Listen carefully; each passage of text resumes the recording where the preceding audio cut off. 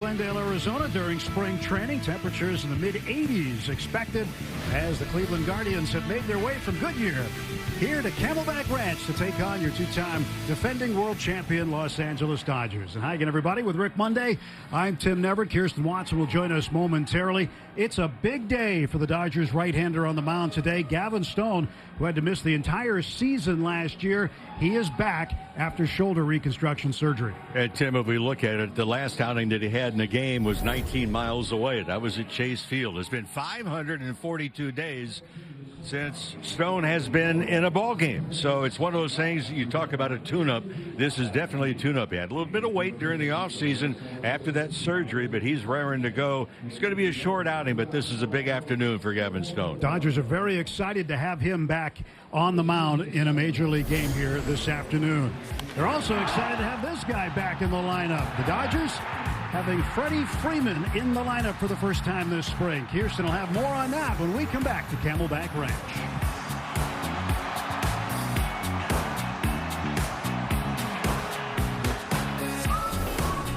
Dodger Baseball on Sportsnet LA is brought to you by Carl's Jr. Right now, when you buy one Carl's Jr. Famous Stars single, you can get a second one for just $1. Just $1, that's it. Freddie Freeman, big home run. Game 3 ended it in the bottom of the 18th. He's had some big homers in his career. And back in the lineup today, we say good afternoon to Kirsten Watson. Hi, Kirsten. Hi, Tim. Well, look, as you mentioned, Freddie Freeman making his first Cactus League appearance of 2026. And he comes in this spring training feeling really good and, most importantly, being healthy. He is the type of guy, he wants to post for 162. He's made that clear. That is his goal yet again. But there's something that's more top of mind for him this season. It's getting his batting average back above 300. For the last 2 consecutive years, it's just been a tick below. Last year, he was batting 295. He said that is something that truly irked him. So this year, the goal is getting back above 300. He's doing the right things to get back on track. He's someone who only needs about 45 to 50 plate appearances during the spring. Dave Roberts did make it clear that he likely is only going to be playing in Cactus League games right here at Camelback Ranch. But between the games and the backfields, he feels very confident about getting back on track this year, guys. Yeah, and so important, Kirsten, that he is 100% healthy. He said he had a normal off-season where he didn't have to worry about any surgeries, any injuries, or anything like that. Yeah, and if he's only going to play the home games here at Camelback Ranch, Glendale, he's going to need some playing time in the backfields and the B games. Take a look at the lineup for the Guardians, written down by manager Stephen Vogt. Nolan Jones will lead off, play left field. Juan Brito, switch hitter, hitting second, playing third. Kyle Manzardo and Austin Hedges behind the plate. George Valera, Stuart Fairchild, former Cincinnati Red. Travis Bazzana, he is trying to make the ball club. Jonathan Rodriguez will be the DH. And Angel Ganao will be, or Henao rather, will be the ninth hitter and play shortstop. And here's a good scene right there. Gavin Stone back on the mound in a major league game. Has not pitched since the 31st of August, 2024 against the Arizona Diamondbacks. And had his shoulder basically rebuilt. And is ready for action today, and looking forward to seeing that good changeup of Gavin Stone. Yeah, and he has a different grip also on that changeup as well. But we did some counting. 542 days since he's been in a ball game.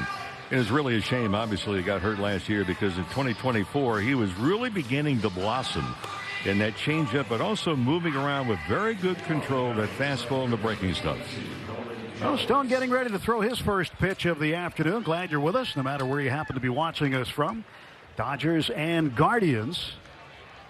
I guess we can say it's a battle of the unbeaten, Small. Guardians 4-0, Dodgers 3-0. Third Cactus League play. All right, Nolan Jones. He's got a home run so far. 4 runs batted in the spring. The first pitch is up for ball 1. 211 last year. Jones, a former Colorado Rocky. And Stone delivers. It's in there for a strike. Dexter Kelly is the home plate umpire today. And rotating on the bases, Nate Tomlinson, Paul Clemens, and Brock Ballou. 1-1, cut on and missed, and it's now a ball and 2 strikes. So this outing by Stone, it's more about just getting in the ball game. Oh, he would love to do well, but this is like a tune-up. Can you imagine? In a ball game is a heck of a lot different than pitching in the bullpen in just a warm-up session. Check swing foul. Well, I talked to pitching coach Mark Pryor earlier today over at right by the Dodger clubhouse, and I said, 1 innings, 2? What are you going to do with him today? He said, 1 inning, we just want to get him in a game and get him back on the mound. We're thrilled to see him back out there. And Jones hits the ball to left field. After it, Teoscar Hernandez will camp out under it and make the catch, and that's the first out of the ball game.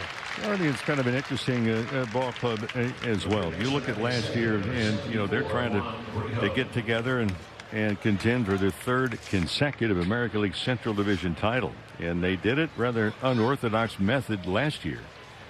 They were 15.5 games behind in July, and they wound up clinching the division the final regular season game. Stone pitching to Juan Brito. Well, their month of September, they went 20-7 to get in position to even come close to getting a division title. Pitch fouled back, and it's 1 ball, 1 strike. And there's a lot for Stephen Vogt, their manager, to be happy about the way that they played.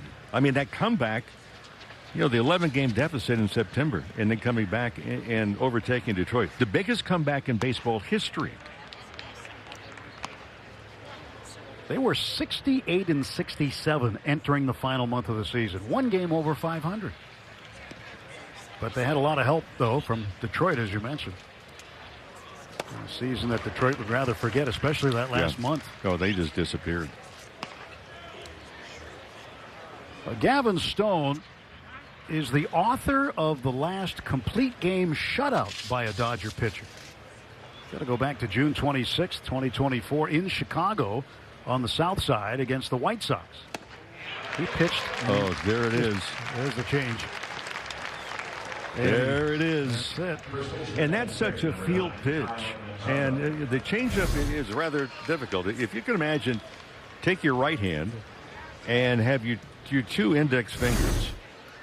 Split those, and then the 2 outside fingers split those. Well, the baseball comes out of the middle of those 4 fingers. So it's a little unorthodox as far as the grip to begin with. Peel down to third, no swing. 1 ball and no strikes to Kyle Manzardo. So you go back to 2024, 27% of the time he used his changeup, which was 3rd most in the National League. There it is again. And the biggest thing from a hitting standpoint, you look out, and the reason you see hitters way out in front of it, the delivery is the same. Does it not slow down the arm speed? Strike 2 to Manzardo. Already, the layoff not in the game in 542 days. He's throwing strikes, and not just strikes. He's throwing into the corners. His changeup in 2024, opponents hit just 178 against it. 1-2 fouled away. And he threw that change more than any other pitch in his pitch mix. You would too if you had that changeup. I would. I was lucky if I could reach the plate. There's the pitch. Swing and a miss. Strike 3. 2 punch-outs. Goodbye and welcome back. Gavin Stone. Tremendous return to the mound. A 1-2-3 inning. 2 strikeouts. Birthday boy Miguel Rojas will lead off for the Dodgers in the bottom of the 1st inning. Kyle Tucker will bat second, play right field. Will Smith and Freddie Freeman. Teoscar Hernandez and Andy Pages. Alex Freeman back at second base again.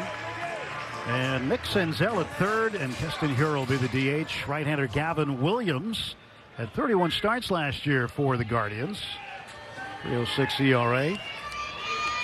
More strikeouts than innings. 173 strikeouts. And he is ready to go. He'll figure to be a mainstay in the rotation to start the season for sure with Cleveland. And Miguel Rojas will take a pitch outside. So earlier today, Mo, out on the backfields, the team was doing some infield drills and whatnot. And Miguel came over in foul ground on the third base side. There were a group of kids who were watching. 1-0 pitch. There's a ground ball up the middle. That's a base hit. And that's how things begin. Kids were watching and they started singing happy birthday to Miguel. When they were done, somebody said make a wish, and I think he already had his wish granted in Game 7 of the World Series. Well, that was quite a few wishes. Of course, looking at where the location of that pitch was, going up the middle and the ball out away from him. Well, runner aboard, nobody out. Here's Kyle Tucker. Tucker said the other day that one of his goals is to get more than one hit in spring training. He said last year with the Cubs he had only one hit. Well, even if you get hot in spring training, you will hear the battle cry from your teammates and people around. Hey, don't leave it in Arizona. Or don't leave it in Florida. 1-0 to Tucker. A little high, 2-0. For guys like Tucker and a lot of the regular players, and still the Dodgers have had some that haven't even been in games yet. Mookie Betts, Max Muncy, they have not played in a Cactus League game yet. For those guys, they're just ramping up. Strike call. We mentioned this in the broadcast over the first three games. It's going to be very interesting to see how Dave Roberts stacks his lineup. Ohtani's going to be at the top. You have Tucker. Okay, and then you got back-to-back left-handed batters. Figures that Mookie Betts will be third. Then they have Freeman, so that's, 3 out of 4 from the left side. How does he arrange it? Does he change it? Think about changing it, depending upon who's on the mound. There's a lot that goes into setting up your lineup. And it figures the Dodgers will have a set lineup for most of the season, barring injuries, of course. No matter how you look at it, it's going to be a long lineup. Well, let me put it this way. It's a nice decision, whatever the function is as far as the order. 2-2 pitch coming to Kyle Tucker. 3-2. Yeah, it's an enviable position instead of saying, hey, we have to find someone. We have to figure something out. And there are some teams that in spring training, they're in that situation. Well, for Kyle Tucker, being in the same spot in the lineup is certainly going to help him. He's got what you call even splits. He hits righties and lefties very evenly. He draws the walk, and the Dodgers have 2 on and nobody out. Of course, walk, that's nothing new. The Dodgers, that's the 24th walk that they have accumulated, and this is the 4th game. Will Smith is heading off to the WBC pretty soon. Catch for Team USA. He swings, fouls it back for strike 1. Will had an RBI base hit a couple of days ago over in Peoria against the Padres. He had a pair of hits in that game as well.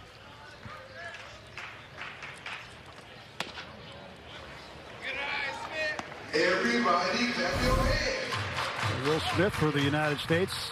And he'll get to catch Clayton Kershaw, who's going to give it one last ride. Shohei Ohtani and, of course, Yamamoto going for Japan. Edwin Diaz be heading off to represent Puerto Rico. Outside corner for a strike.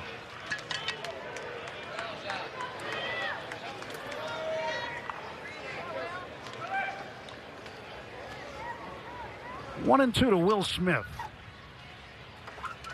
And Freddie waiting for his first spring at bat. They talk about the home run of Rojas, and a lot of folks will never forget the home run of Will Smith in Game 7 that iced it.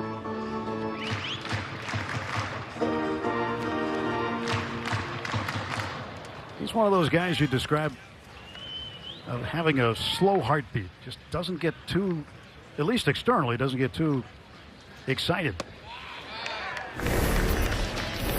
Here it is. This is one for the ages. You hang him, he'll bang him.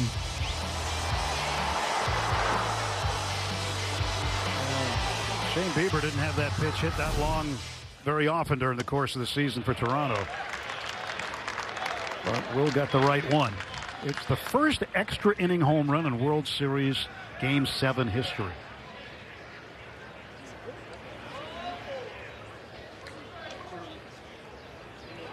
Nobody out, 2 on. Payoff pitch. Little tapper to the left side of the mound, slowly hit. And Smith is going to be safe. That one gets by the first baseman, Manzardo, and coming in to score is Rojas, and the Dodgers on the board. It's 1-0. Yeah, ball thrown away. Kind of a tough play coming across, and Brito cutting in front of the shortstop. Off-balance throw, but for Will Smith, showed that home run that proved to be the game winner. In Game 7, what a game, what a series. And quite frankly, I think for the benefit of Major League Baseball, the entirety of the playoff structure with all of the teams was really something to watch. Infield playing halfway for Freeman. Second and third, still nobody out. That'll be ruled an error, by the way, on the throw on Brito.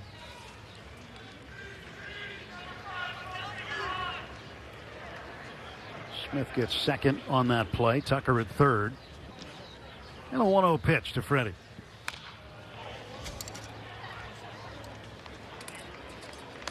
Freddie Freeman, in his career, 2,431 hits. He's 569 away from the magic number of 3,000. He's already on a Hall of Fame track, but 3,000 hits important to him. He said he wants to play 4 more years. And that would probably get him those 569 hits.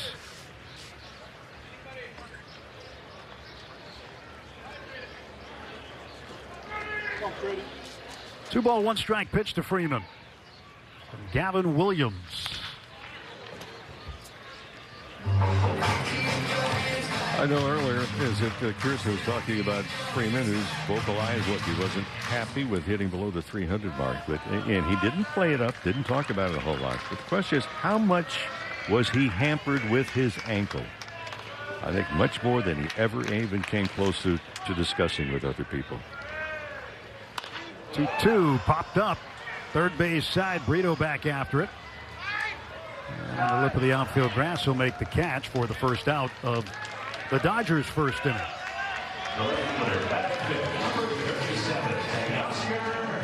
So we've seen Freeman, we've seen Smith, we've seen Rojas. Those guys all had huge World Series home runs. And looks like Stephen Vogt's going to come out and get the starter Gavin Williams out, at least for now. Remember, you can re-enter in spring training games. It might be too much traffic for Vogt's liking. So Williams is heading out. Right-hander coming in for the Guardians. Take a timeout. 1-0 Dodgers.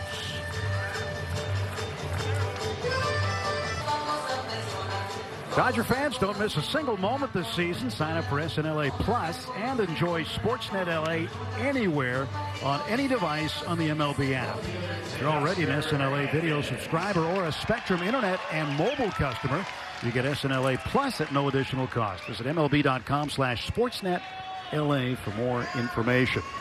Jay Driver was an advanced A-ball last year. He comes in to face Teoscar Hernandez, and the Cleveland infield drawn in. 1-0 Dodgers. Runners at second and third. Tucker is at third. Will Smith at second. And so far, so good for Teoscar in the spring. 600 average with 1 run batted in. 5 straight seasons after last year of 25 homers or more. And a breaking ball in for a strike. Slider. He didn't like the call, but he did not challenge it.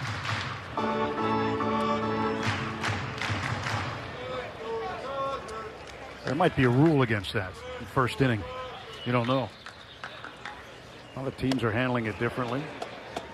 Going after the there's a lot of discussions that are going around baseball with different organizations on how they are going to approach the ABS. Are they going to be very stingy with their challenges, in particular early in ball games, and trying to hold on to, make sure that when the game's really on the line, 7th, 8th, and 9th inning, that there's something to go to. That's what they found with the data that Major League Baseball has collected through their use of the ABS system in AAA, is that the majority of the challenges come in the 9th inning. 2-2. That's a slowly hit ball down to third, and it's misplayed by Brito. Tucker got back to the bat. And the bases are full of Dodgers.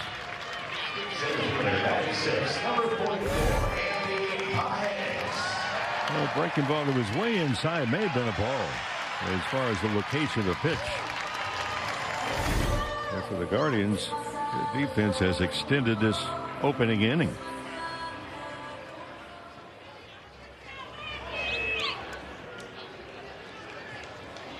Oscar with a base hit.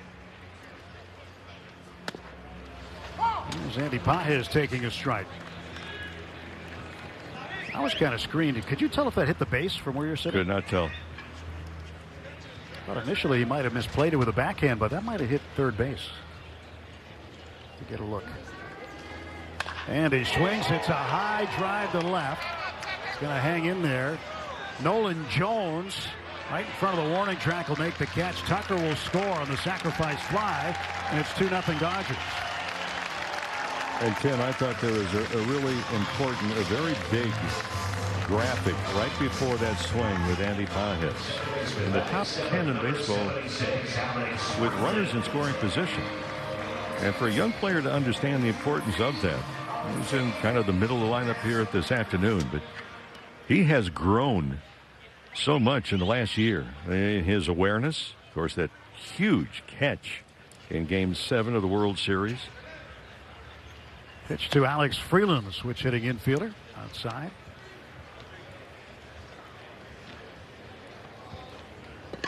You can't live in the past, but I'll tell you what, it's impossible not to go back to that World Series in its entirety.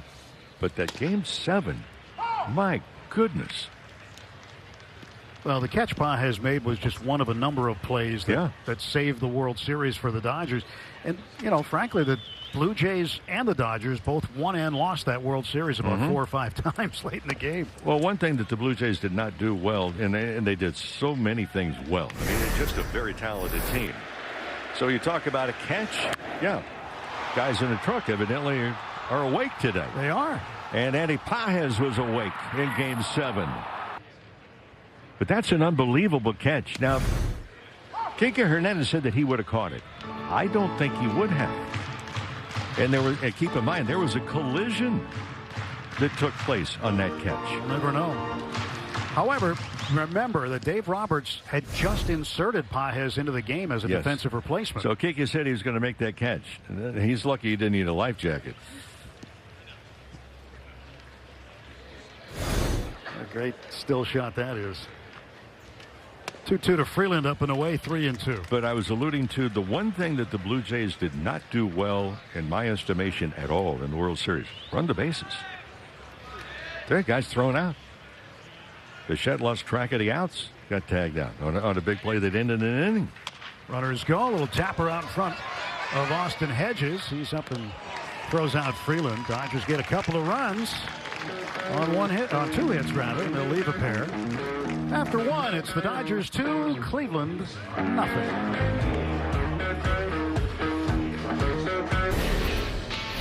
First inning, good inning for Gavin Stone. Faced 3 men, struck 2 of them out, 15 pitches. And a great way to get back on the hill after having to miss all of last year due to shoulder surgery.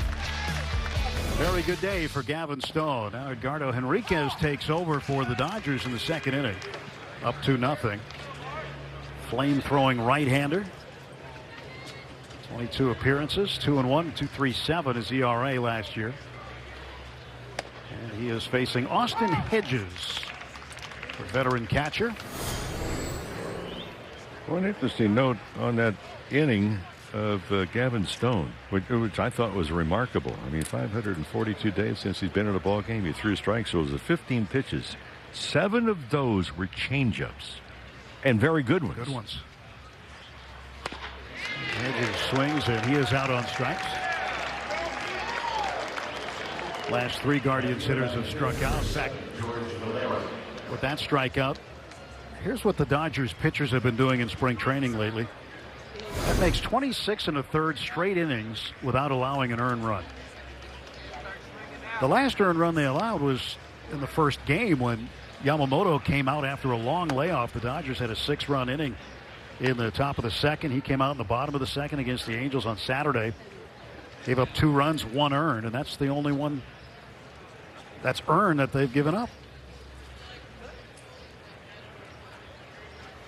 Valera in the air down the left field line. That is slicing.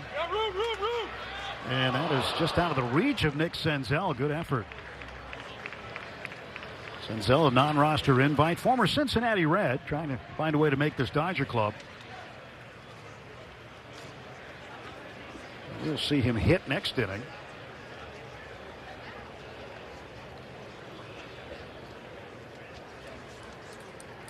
It's a gorgeous day here in Arizona. Not trying to rub it into those of you watching in the Northeast today. Oh. Got slammed with snow the last few days. It's a stay-home day. Big nor'easter.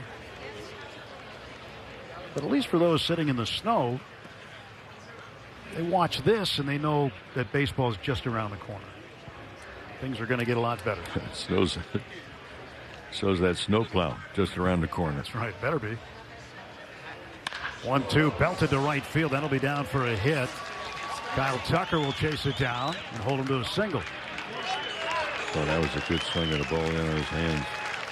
One of the areas for the Guardians that you look at, they're pretty strong. Their bullpen last year, third best ERA in the big leagues. But the offense is going to be questionable. Not that they can't score runs. I mean, you win a division. People say, well, the offense is problematic. It's just one phase of the game. They just like, obviously, to get more people on base and score some more runs. Former Cincinnati Reds Stuart Fairchild at the plate. 0-1 to him. How big of a boost also was it, Tim, for this ball club? We mentioned before, the biggest comeback in baseball history. Being 15.5 games out in July and 11 games out in September, and they catch the Tigers and pass them in the final day of the regular season. But what I'm alluding to is that from an organization standpoint, there's a toughness in there. They could have folded the tents and gone home. They didn't. They did not. They always seem to find a way. They've been to the postseason 7 of the last 10 years. Yep. And oftentimes, and even when Terry Francona was managing there, now Stephen Vogt is there, same kind of thing. You cannot count out the Cleveland Ball Club. I also have an influx of younger players that are hoping those younger players, and their baptism is sometimes can be painful when you come up to the big leagues for the first time, but they believe that it is getting closer and closer. It's a young ball club overall if you look at it.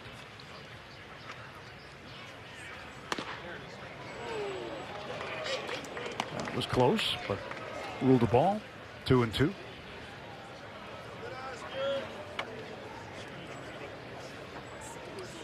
Enriquez peeks over at first base to look at the runner, George Valera. And now his 2-2 offer. Ooh, plunked him. It sounded like it hit the bat, didn't it? Keep it going, mate. Guess not. Hit the helmet. So it got him right on the right on the back of the helmet. For those that have never experienced that, the sound level is it's like standing behind a 747 as it's about to take off. You've had some experience with that, unfortunately. Yep. Travis Pisano, one of their top prospects. Second baseman takes inside. He's off to the World Baseball Classic shortly. But when you got hit in the helmet, you had to get a ride to the hospital. Well, it missed the helmet, but it did not miss the right side of the face. This one's belted deep to right center, way back, and it is gone. A 3-run home run for Travis Pisano. And the Guardians have jumped out in front 3-2. Well, he's one of the youngsters we're kind of alluding to. And Pisano is all of 23 years of age. Well, he hit that one like he knew it was coming. Had a couple of good swings here in this inning, including Valera with the one-out single to get the first runner on base. But that pitch was right down Broadway. Pisano, the top prospect in the Cleveland organization.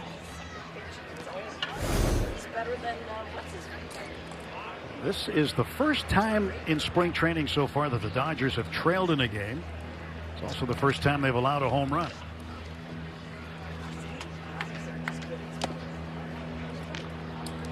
Jonathan Rodriguez, the designated hitter. 31 games in the big leagues last year. 2 home runs, hit 197. Edgardo Henriquez goes back to work with 1 out. The base is clear. Bouncer to second base. Freeland there. 2 men out. Well, mentioning the offense a couple of minutes ago. And for the Guardians, obviously hoping it falls into place. They averaged just under 4 runs a game. Almost 4. 3.97. That's 28th in Major League Baseball. So it was an uphill battle. They had to rely upon their defense and also the pitching. The Dodgers scored average just over 5 runs a game. Second most in baseball. Shortstop on Hel Hanau. So that'll help you if you overall, when you look at the big picture, once all the dust settled, Dodgers scored on average 1 more run per game. Oh, great play by Henriquez. Oh, behind the back, how do you do? Well, the home run by Bazzana gives the Guardians a 3-2 lead, but how about that defense?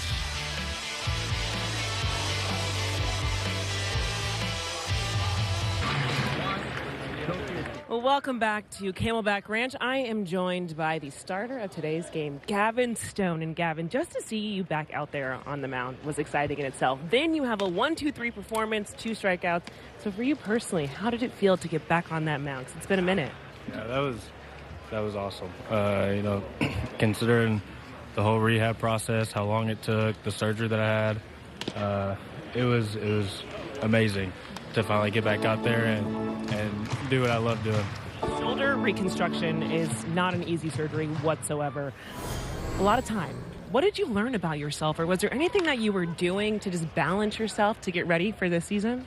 Just perseverance. I mean, there's a lot of days that it hurts. There's a lot of bad days, a few good days mixed in there, but mostly, coming back from what I did, a lot of bad days. So just perseverance, trust in the process, relying on Jesus and my family and the confidence that they give me. But yeah, just perseverance to get through all that stuff.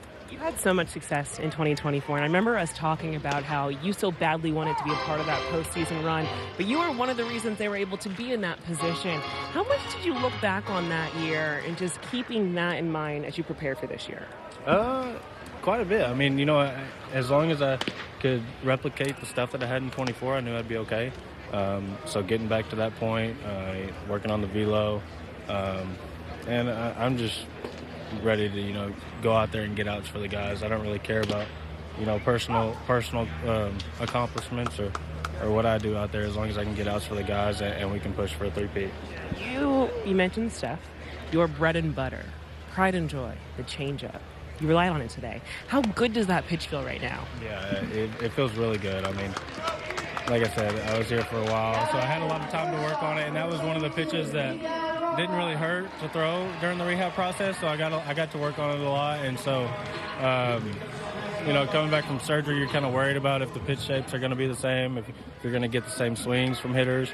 So to see those swings today was really, really cool. A big test for your own self. Now, you happen to tell me we only have a little bit of time left, but you mentioned during your rehabbing you started playing guitar. So tell me, I mean, I think we can start a band. A band technically already started last year. Mookie's also playing the guitar. Can we get a performance with you guys? We might can if we can get together and learn the same song. I mean, that would be really cool. I bought an electric guitar, so I don't know.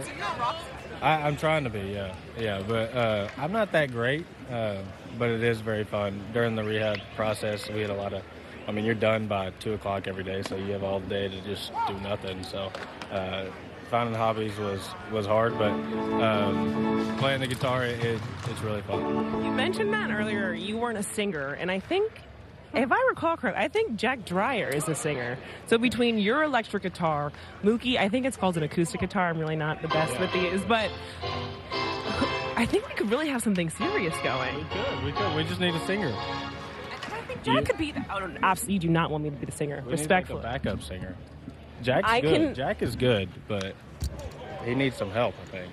I'm just grateful you want me to be part of the band. I could be like a two-step in the background. I can maybe harmonize. That's all we need. We need a drum player too. I don't know if any of the guys can get on the drums, but I'll have to ask around. Yeah. Is there an artist that you have enjoyed playing? Is there a favorite song that you have? Not really. I've been trying to learn Morgan Wallen. His songs are a little complex.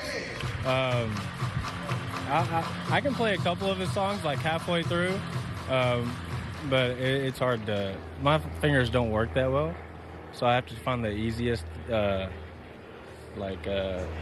guess, way to do it, the beginner way. But yeah, Morgan Wallen. To be continued. The band is on its way. Gavin, congratulations on everything. Thank you so much. Thank you. World Baseball Classic returns March 4th, featuring your Dodger Stars as they take the field to represent their country. Scan the QR code now to see every matchup. Expect everything. Mookie Betts, Travis Smith, they'll be headed. Well, Travis will be. Mookie not this year to the WBC. Travis Smith, the trainer you saw walking off with him, he's going to be on the training staff for Team USA. Here's Justin Robleski, third pitcher used by the Dodgers. Coming out of the bullpen. And delivers a strike to Nolan Jones. It's good to hear Gavin Stone's feeling great, and also good to see that cameo appearance by Dino Ebel in the interview. Dino can't move anywhere else. We talked about it the other day. Is it one of the rules this year is that the base coaches cannot go down the line past that line to the foul line or come closer to home plate until after the pitch is thrown. Ground ball to first. Freddie's got it. Steps on the bag. And there's one gone for Cleveland in the top of the third. So only portions of the coaching boxes are really displayed on the fields. Some of the fields that, the last couple of years basically stand where you want.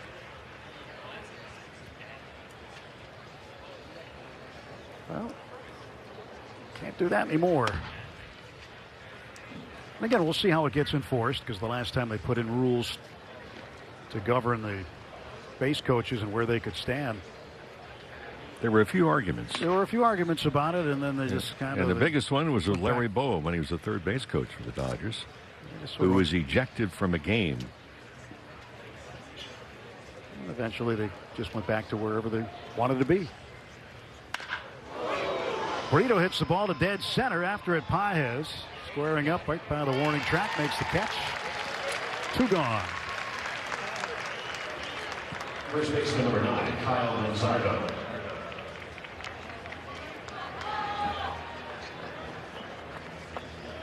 Two down for Manzardo.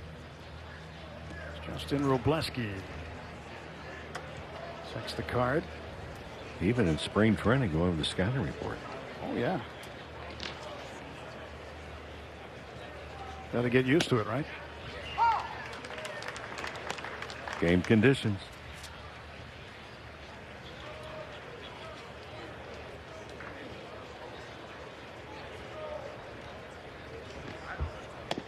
Robleski, all in all, had a very good year. I think we saw something out of Justin we hadn't seen before in his prior outings. We saw the fire that he can bring out there sometimes. You get the feeling just watching his response. He loves being challenged, whether it be the situation or a matchup.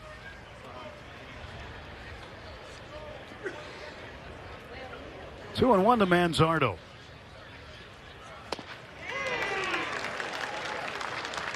Slider, swing and a miss. With 2 strikes last year, opponents were 23 out of 152 against them. They hit only 151. Uses a 6-pitch mix. He uses one to strike out Manzardo there. 1-2-3 go the Guardians. Clean inning for Justin Robleski. Guardians up 3-2.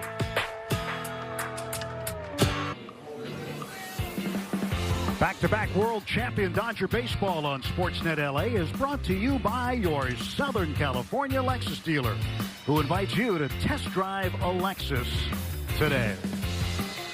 Along with Rick Monday, Tim Everett with you, Kirsten Watson also. Glad you're tuned in to spring training baseball. From Glendale, Arizona, former Pittsburgh Pirate Colin Holderman will now take over. Stephen Vogt and the Guardians brought over all right-handed pitchers today. Didn't matter if they were 40-man guys, non-roster guys, and minor league guys. They're all righties that they brought today, so no southpaws. Kyle Tucker at the plate for the second time. First time up, he walked and scored. So many different things that Tucker can do.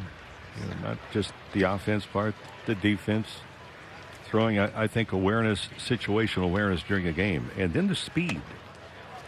You get 20-plus stolen bases. He was caught 3 times, was all.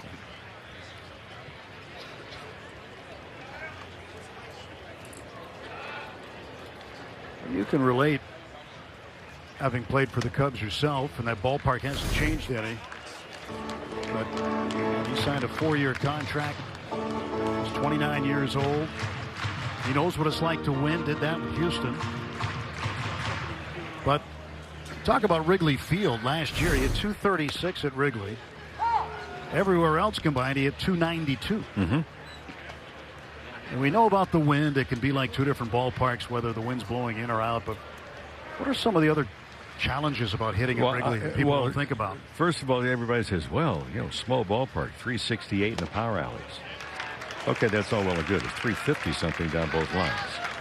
But I really think that Kyle Tucker is going to be better suited at Dodger Stadium. And here's why. You look at Wrigley Field, it is one, in my opinion, maybe the most difficult outfield to play. Because, you've got nice green ivy that grows in the summer underneath the ivy. Cold red brick, and you've got different dimensions. You've got a couple of different angles in left field and right field, and with that 368 mark, it really curtails, in particular, the center fielder in roaming a lot to his right and left in order to chase down baseballs. You crashed into that cold red brick for 5 seasons. Yeah. That ivy is not enough padding. Will Smith bangs one up the middle, a base hit. Tucker will round second and hold there. Smith is aboard for the second time. I read a comment that I looked at and I smiled because I agree wholeheartedly. Will Smith, he hits everything, so he's gone up the middle a couple of different times today. But if you're looking at the Dodgers, and I thought that their president of baseball operations, Friedman, came out, and here was the quote. There's just a lot of different ways to win a World Series. And if you look at it from the Dodgers standpoint, each of the last 2 years, as Freddie Freeman has alluded to as well. Last year was the starting pitching. The year before was the bullpen. 2 different emphases. 2 different positive and areas that they had to make adjustments. And speaking of adjustments, Freddie Freeman makes all kinds of adjustments as a hitter. Primarily likes to go to left center fielder. No secret about that. But he's also quick enough to handle the ball in on his hands. 1-1 pitch from Holderman, in for a strike. And Freddie wants it reviewed. Let's take a look. That is challenging the call of a strike.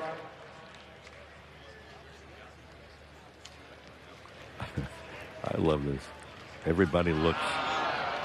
Call on the field is confirmed. Los Angeles has 1 challenge remaining. The players turn. They look at the scoreboard. I think everybody is watching or viewing audience. Yes, you're going to be looking at the screen. The fans now understand, hey, the ABS system. We can see the pitch where it was up on the screen. It's going to be shown in all the Major League ballparks. It's just another added dimension to the game. That one kicks away, and the runner is moving up on the wild pitch from Holderman. Let's take a look at the pitch that Freddie challenged. He thought it was a little below the knees, but the computer did not. Yeah. Well, Freddie thought his knees are a little bit higher.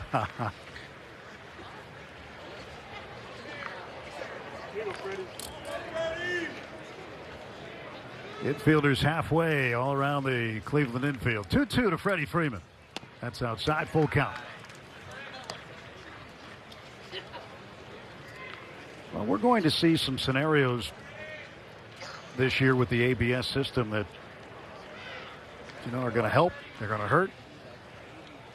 Some growing pains. Smack toward the gap in left center field. That's a Freddie Freeman double. 2 runs will come in. And Freddie doing what he does best, and that's getting the 2-base hit. Well, let me put it in perspective a little bit. So Freeman looks like he's doing a hula out there. But Freeman with runners in scoring position in his career, a .332 average. Is that good? Well, how about the 4th best since 1974?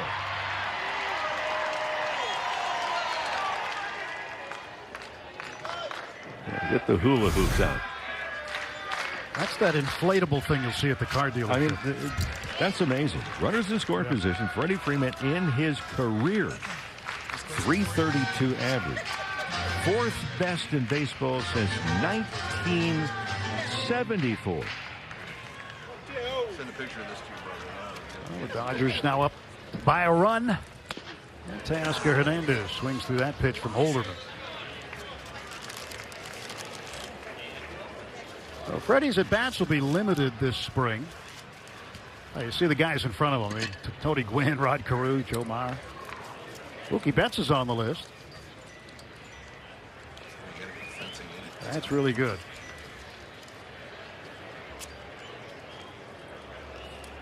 Well, the 0-2 to Hernandez. Breaking ball hit through the gap left side, base hit. That ball was struck very solidly. Freeman had to hold up at second just to make sure that ball was not going to be stopped in the infield. I would take a chance in getting thrown out. And for Teoscar Hernandez, staying into that breaking ball, that was smacked. And Theo is 2 for 2. Good start to spring for Teoscar Hernandez. Andy Paez the batter. Still nobody out. And Andy slices one down the right field line. That's a fair ball. Freeman will score. Teoscar will be held at third, and Paez in with a run-scoring double. It's 5-3 Los Angeles. We commented the other day about Andy Paez going the opposite way. His issue has been, in particular, knowledge of the strike zone away on the outside corner, particularly the breaking stuff. So pitch away, he goes away with it. So 2 at-bats, and Andy Paez has knocked in a run in each of the appearances at home plate.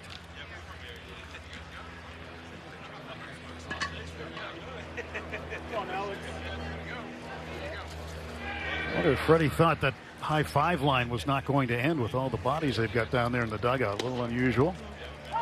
Spring training, have so many more guys down there. There's so many people in the dugout. You give high fives at the end, you've got to get iced down by one of the trainers.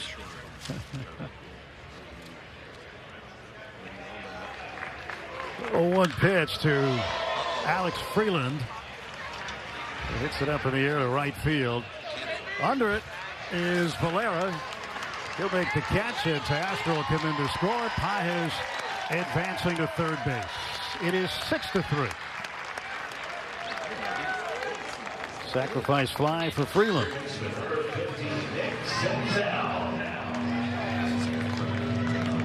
Well, Holderman was non-tendered by the Pittsburgh Pirates, and the Guardians, looking for more arms, picked him up.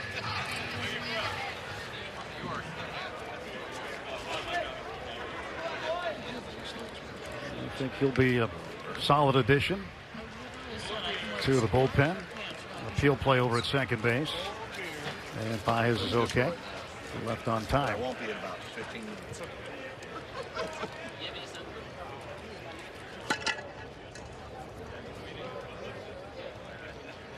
Infield in, runner at third. Nick Senzel trying to get a batter home, or a runner home rather. 1 out, 1 strike to Senzel.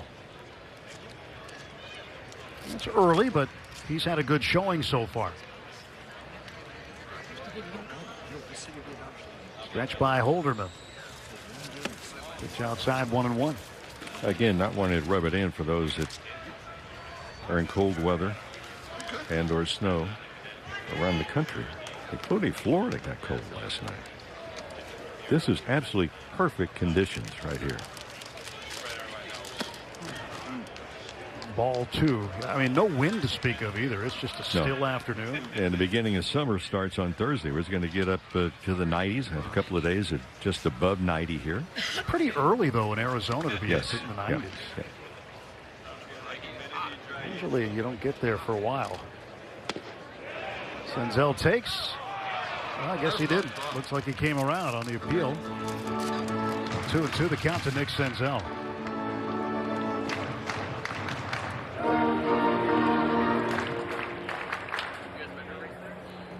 2-ball, 2-strike pitch from Holderman. Senzel in the air to center field. Pages looking to tag. Caught by Fairchild. Here comes Andy. Lollipop throw home, and Andy scores easily. And another sacrifice fly for a Dodger hitter. Nick Senzel gets the runner home. It's now 7-3. That's the third sacrifice fly. Pages, Freeland, and now Senzel.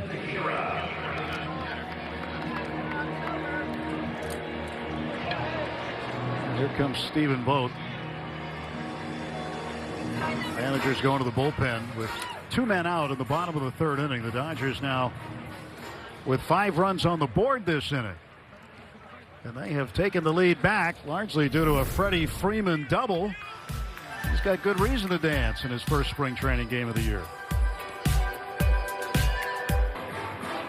Opening week with your back-to-back world champion LA Dodgers, presented by Bank of America, coming March 26th. Check out the exciting matchups, giveaways, special events, and much more. Visit Dodgers.com/promotions for more information.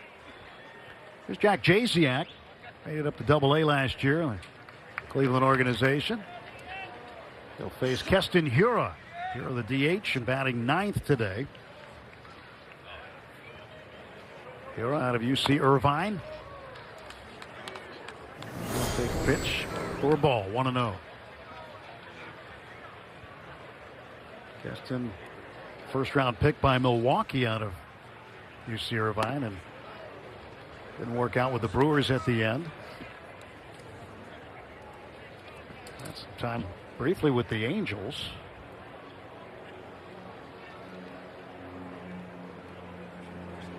Trying to figure a way here with the Dodgers. So the Rockies. He spent last year 8 games in the Rockies, games in the major league level, and then 100 games in AAA with Albuquerque. Jasiak deals, and Hiura strikes out for the 2nd time. Dodgers put 5 up in the bottom of the 3rd inning and lead it 7-3 heading to the 4th.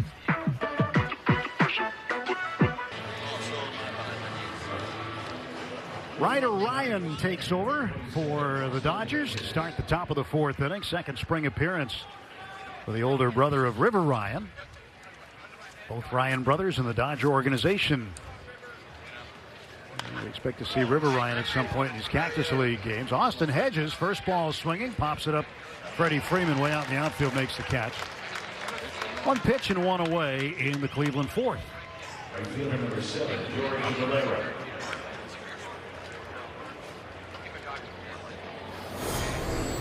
Well, Ryder was excited when he got signed by the Dodgers. Said he hadn't been a teammate of his brother's in forever. He's had some big league time, and most recently with Pittsburgh. And a strike delivered to George Valera. Well, we've seen Gavin Stone pitch. He had a very good first inning.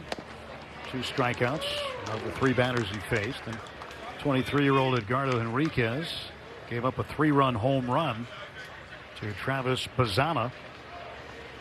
And Justin Robleski came in and shut the door 3 straight with a strikeout. And here is Ryan. 0-2 misses. Well, for Robleski, Mo, it's kind of a big spring for him because, remember, right before spring training, the Dodgers sent Anthony Banda, a left-handed bullpen stalwart, out to Minnesota. And so you got to figure there's a spot in the bullpen perhaps for a lefty.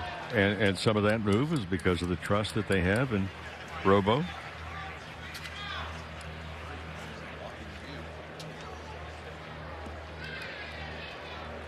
For Ryder Ryan,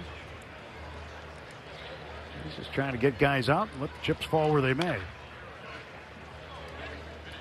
Well, that's all you can do. That has to be the mental approach also for the players. You know, there's questions, there's opportunities. Is Mark Pryor, the pitching coach of the Dodgers, looking on? But, you know, bullpen, there's a little competition there. Starting rotation, Swing and a miss. Got him with a high fastball at 95. Starting lineup, only second base at the present time. With Edman still on the mend.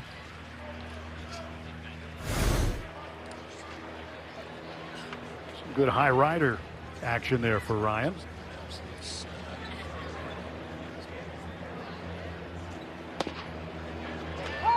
Stuart Fairchild take a strike.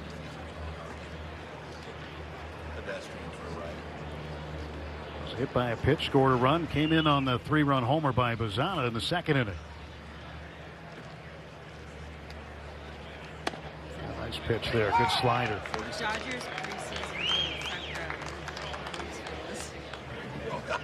It's 0-2.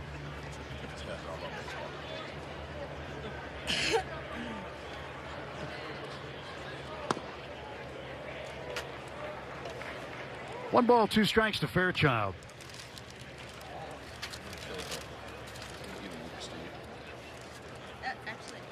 As far as Dodger pitching goes, Mo, it seems like there's a lot of depth again. And one thing the Dodgers have been able to do more so than any other club is not only win but develop. And they've had good success in the minor leagues, AAA on down. And they continue to develop good arms. 2-2, slider swung on, fouled away. Yeah, and part of that is equals terrific scouting, because the Dodgers, being as successful as they have been in recent years, are not getting the top draft picks. You know, when the free agent draft comes about. So it's, if you look at the concentration on scouting, concentration on development, and that development coaches, are they in place to take this talent and develop it? But it's a machine. 3-2, struck him out with a slider. 1-2-3 inning for Ryder Ryan. He punches out 2. Another good outing for Ryder Ryan.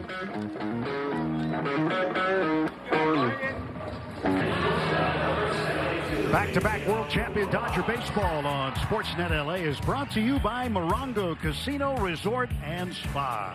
Less than 90 minutes from wherever you are. Good times. There goes Teoscar out to the clubhouse. Beyond left field. Freddie Freeman's going to join him. Freddie with a double today. Teoscar, 2 more hits. Well, a couple of good numbers with Teo and also with Andy Pages. That twosome combined so far this spring. 10 hits in 14 at-bats, 4 extra base hits. They've knocked in collectively 4. And Miguel Rojas hits one down the left field side that's going to hook. Down by the 345 marker. 10 for 14 this spring, Pages and Hernandez. Yeah, not bad. 7.14 average. Good combo. How about the top 6 in the Dodger order today? 6 for 9, 7 runs scored, 4 runs batted in, couple of walks. Ground ball left side. That's a good backhanded stop. And Rojas will be safe. And Hel Hanau made a good play. Couldn't get the ball there, and Rojas gets himself a hit.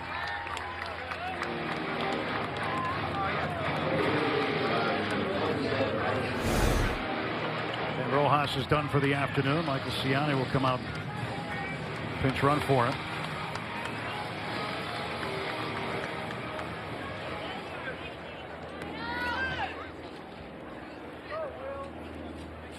This is that time of the game.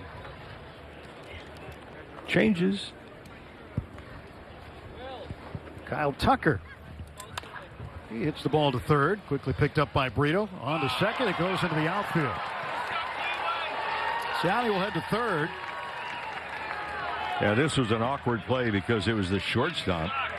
Because the second baseman was playing well off the bag, playing a little bit of pull to Tucker. So watch the shortstop. I mean, that's an odd angle to go over, get to the bag, then turn around, and not a very good feed, obviously, by the third baseman, Brito. Fielder's choice and an E5. First and third, nobody out. Will Smith will likely be his last plate appearance of the afternoon. And here comes the pitch from Connor Brogdon. Just outside. This is the guy during the season. Not that the Dodgers don't have others as well, but high rate percentage of contact. You've got a runner in scoring position.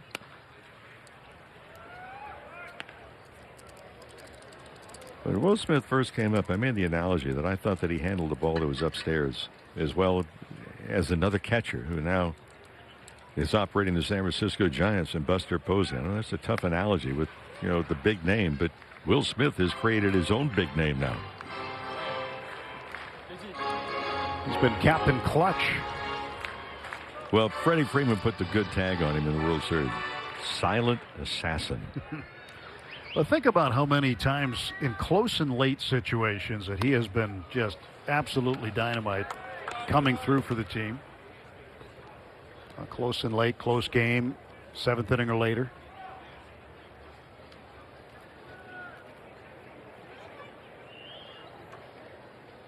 (3-1). Now 3-2. Well, Will Smith also with very good knowledge of the strike zone for the most part. But I've always thought, even as a kid, who better to know the strike zone than catchers? Yes, it's a different angle. Instead of sitting behind the plate, they're alongside the plate now with a bat in their hand.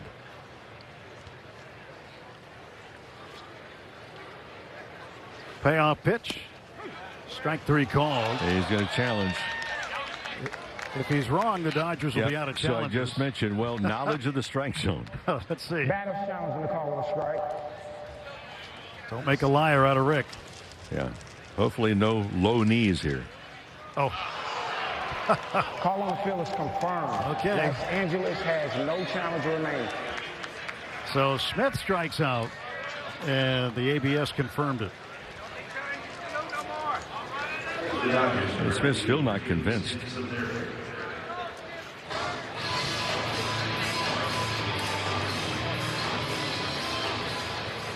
Now, in the regular season, if you're out of challenges at this point in the game, if the game were to go to extra innings, you'd get one back. If you had one, you'd get another, you'd have two. That's how that works in extra innings with the ABS. A lot of things about it, too. As James Tibbs III comes up, Dodgers got him in the Dustin May trade from Boston last year. He'd also been in the Giant organization. Been playing first base. And he hits for Freddie Freeman here, so chances are more than likely he'll go in and play first. But, there's some other things with it, too. They have adjusted the way that the umpires can place runners in cases where there are challenges. In other words, let's say a runner is trying to steal second. Now, last year, if there was a challenge, they'd send them back. The umpire could send them back to first. So they've gone over all that, and they've looked at video, and they've had endless conversations about it, and they've decided that if a base running play has nothing to do with the outcome of the pitch, then it'll be a stolen base in that case. Total agreement with that. So that'll be a little different this year than they experienced in AAA when they used it for the entire season again. And Tibbs swings and strikes out. 2 down for the Dodgers in the bottom of the fifth. Ryan Fitzgerald hitting for Hernandez. Fitzgerald was with the Twins and was up for 24 games last year. Hit 4 out of the yard when he was in a big league uniform last year.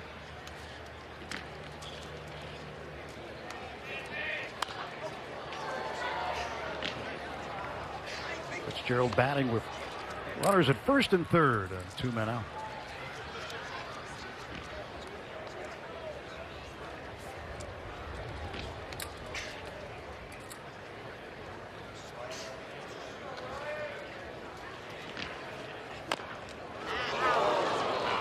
Ouch.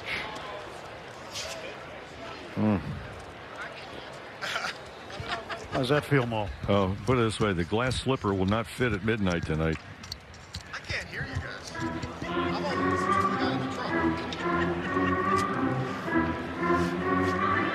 truck. You immediately feel that your shoe size is about 3 or 4 lower than it should be, and then if you hit it on the shin, there's no way to get away from the pain. Schinberger.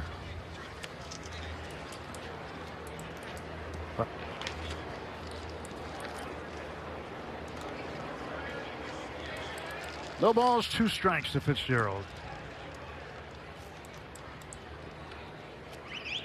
Connor Brogdon throws.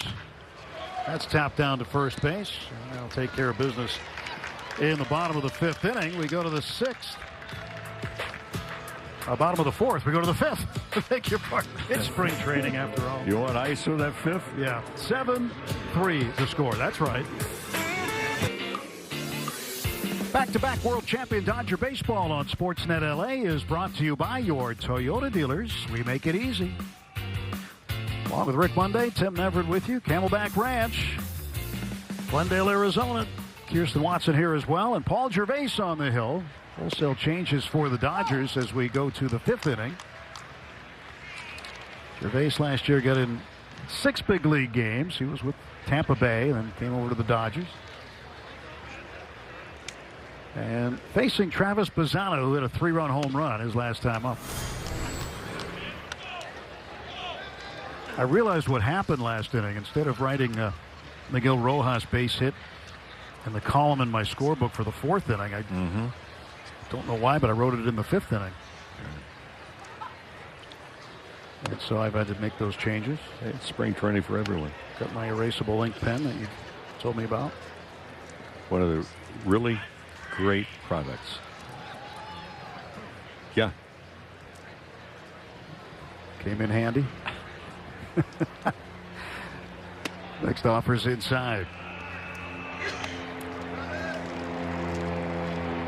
So, Gervais makes his 2nd spring appearance.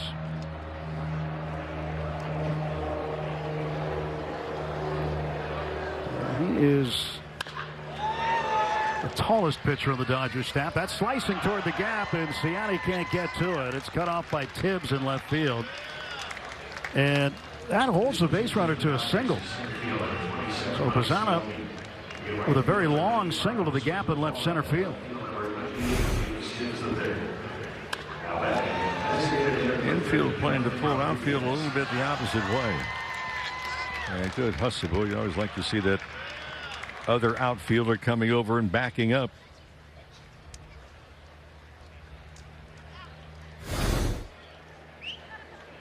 Here's Jonathan Rodriguez. But the Dodgers come on, Tim, to bat in this, the bottom of the 5th. We'll talk about something else. As a result of the ABS system coming into play, the strategy will also change with teams. Line drive to second, throw back to first, not in time. Fitzgerald, the second baseman, with the catch. I think it will change strategy and the way the game is played a little bit by the team like the Guardians, who are playing about half the game now with the Dodgers out of challenges themselves as hitters. I'll get to them when they come on and bat in the bottom of the end. It's something I started to think about last night. And now grounds it down to first base. And Griffin Lockwood Powell will pick it up in fair territory and take the out. 2 down, runner advances to second. And I don't mean that as a tease, although that's what it is. Yeah, True. It's exactly what it is. Know what it is? TV. I did not want to lose the thought. TV veteran Rick Monday.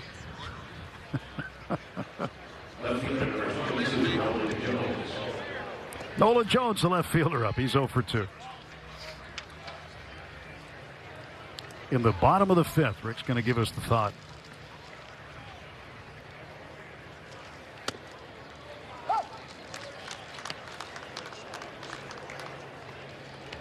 Strike to Jones.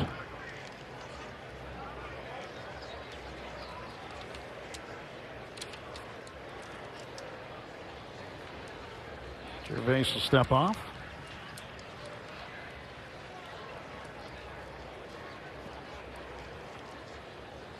Gervais is on the 40-man roster. All 6 feet 10 inches of them. High fastball cut on and missed. Yeah, you see him at an airport or somebody says, hey, what's the basketball player doing traveling with a baseball team? Yeah, think about, though, when he does his forward stride, by the time the ball is released, how close is it to the plate? Pitch down low. Tyler Glasnow's got that extension. We talked a little bit about it yesterday. But he's got one of the longest extensions in terms of the arm extension toward the plate. But at 6'10", Gervais has to be up there, too. Mm-hmm. Mentioned Kenley Jansen the other day when he was with the Dodgers. Still a very long carry. 2-2 to Jones. Gervais out of LSU. I think over the years, too, is one guy in particular that, did not stand 6'10", but he had a long carry as well as far as the extension and to the release point years and years ago. 2 struck him out. Fastball at 95. And Paul Gervais. His name was Tom Seaver, I was thinking about. Oh, that guy? Mm-hmm. He was good. He was really good.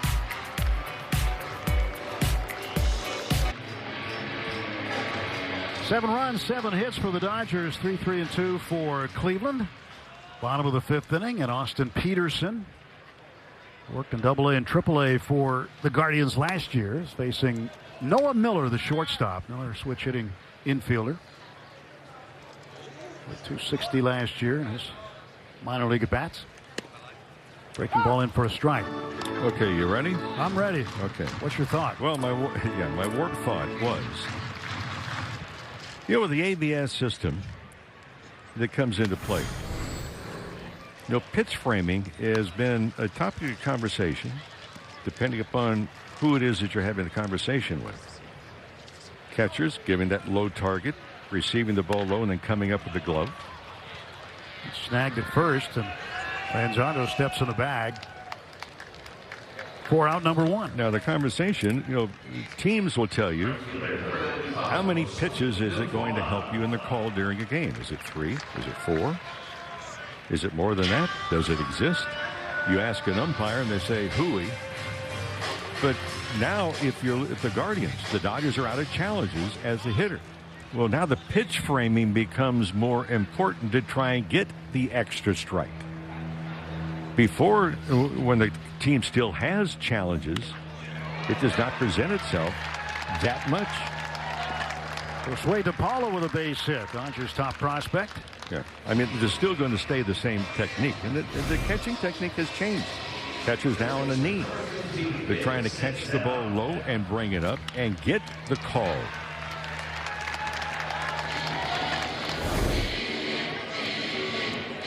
But there's 2 schools of thoughts and totally different conversations that you have. The baseball people and then the umpires that are interpreting. The umpires will say, hey, it's hooey. We're not looking at where the catcher brings the catcher's mitt up to. Not where the ball is caught or supposedly caught. So it's an interesting conversation, and both sides present it, I think, very well. Catchers, for the most part, they have to try to be as subtle as possible. Yeah, because exactly. The more you yank a pitch that's outside over the plate, you're telling the umpire that it wasn't a strike. But if they're subtle with it, exact word I was looking for. Subtle.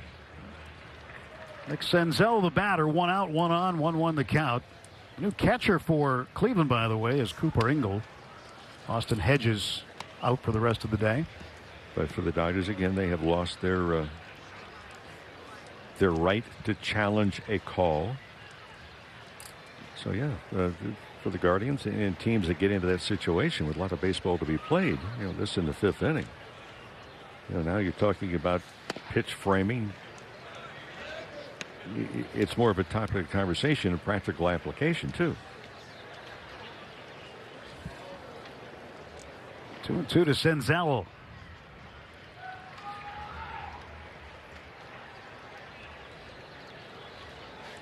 Throw to first, to Paulo back. Well, the catching position has evolved over the years. It looks a lot different now than it used to. This team's trying to find ways to be more efficient with the receiver back there. And less wear and tear when you're down on a knee instead of in the crouch all of the time. But one of the areas that we've seen a few catchers that get tied up that have very limited lateral movement. And a catcher knows what's coming. Reportedly. You hope so. Well, with PitchCom, we're seeing far fewer cross-ups than we used to see before the PitchCom system came into play. Pressing the button. And how that works, if you don't know, is you have somebody record their voice. Senzel clubs this one down the left field line and deep. It is hooking, and it is foul. But basically, with the PitchCom, you can record somebody's voice. In other words, I know last year, Connor McGinnis, the assistant pitching coach, was his voice. It would be fastball, curveball, slider, change, sinker. So the button would be pressed by the catcher on his shin guard. That's what the pitcher or whoever else, the position players that had the PitchCom device in their hat, that's what they would hear. There goes DePaula, and this one's smacked to left and deep. This one's headed back toward the wall, and Jones will make the catch. Boy, that's a fine running catch.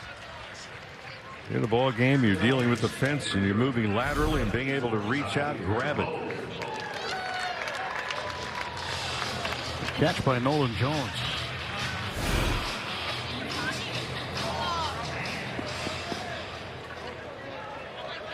Former Colorado Rocky Nolan Jones. So with the PitchCom, with the different voices that can be recorded, it's not just you're hearing a voice, you're hearing your boss's voice. It could be. Yeah. But in the case of the Cleveland Guardians, it could be something different because Austin Hedges, who started today, he's already on the bench. Yeah. He found a different use, too. I think it was a few years ago. He recorded, let's just call it an encouraging message for a pitcher who threw a good pitch. That's what you're going with? In baseball clubhouse parlance, let's call it, let's say that. All right. We cannot say it on the air. Oh, you can. Well, once. You say it once. That'll be the last time. But anyway, he had an encouraging message. So if a pitcher threw a good pitch, he would press the button that was assigned to it, and the pitcher would hear his voice with this encouraging message. And the pitchers really liked that. So they found another way to use PitchCom. So what was recorded was not your old Little League swing, bada, swing. Or nice going. Yeah. It was something like that. But it wasn't exactly an attaboy. No. But it was creative on the part of Hedges. You did that very well, by the way. Talked around it. 1-2. And it's in the dirt.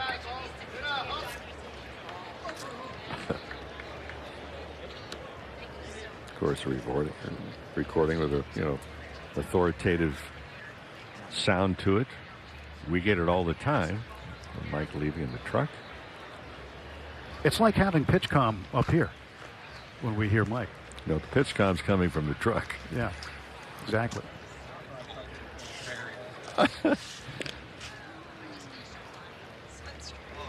So to first, DePaula gets back in time.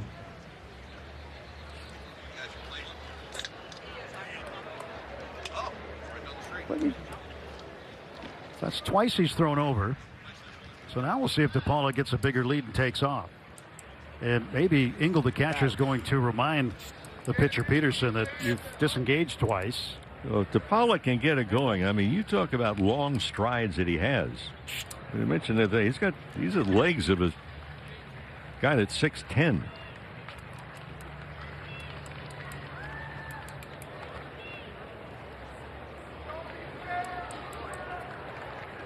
Peterson takes a peek over at first. DePaula stays put, and Zaire Hope fouls it back.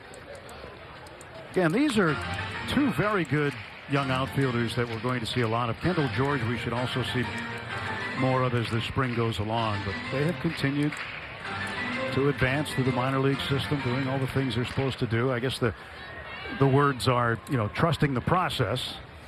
Breaking ball outside for a ball.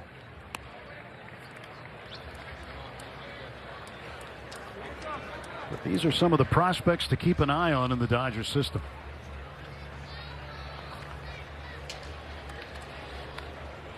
(3-2). There goes DePaula, and Zaire bangs it foul down the first baseline. This is part of the fun things in spring training, where you're looking at the future. The younger players, some of them, they need more seasoning, understand themselves. Some of them are so young, they're still growing into their bodies, still maturing. Look at the forearms on Hope, though. When we first saw him, when he got to the Dodger organization, that was a good take right there. That's ball 4. When we first saw him, he wasn't as built up as he is now. You can tell he's been putting in the work, adding strength, got a good power stroke.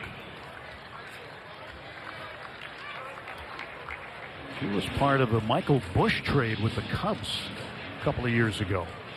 Yency Almonte was also part of that trade. By the way, the Dodgers brought Yency Almonte back last week, so he is in camp.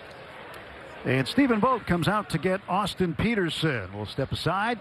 Dodgers with a 7-3 lead in the bottom of the 5th. Opening week with your back-to-back world champion LA Dodgers, presented by Bank of America, is coming March 26th.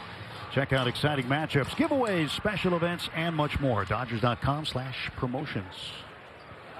Here is Cameron Schuelke over from minor league camp.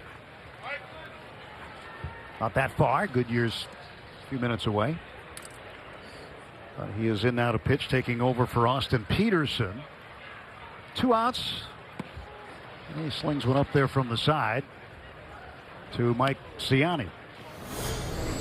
Ciani with the Cardinal organization, giving it a try for the first time with the Dodgers.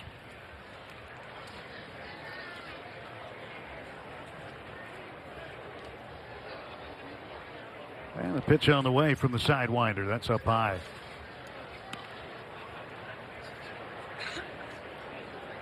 So in the 5th inning, it's the 7th pitching change for the Guardians. Oh, that's it? Yeah. So I'm beginning to run out of space. Well, remember, Gavin Williams, the starter, he re-entered. So you got to count that, too. Yeah, right? I did. So Jay Driver out of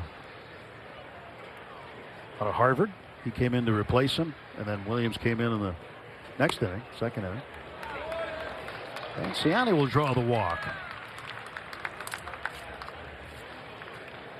Dodgers now with 2 on and 2 out. I beg you, 3 on and 2 out.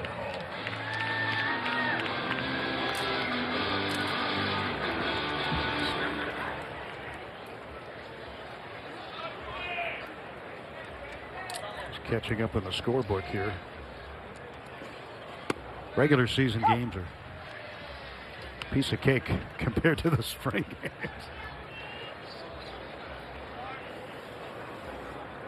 All right, bases loaded, 2 down. Griffin Lockwood Powell playing first base. He also catches, but out there at first. 1 ball, 1 strike to him.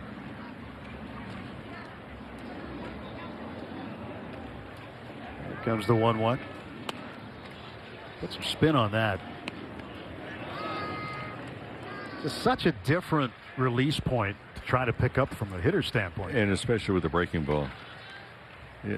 Different angle, different eye set. We've talked so many times about trying to pick up the release point.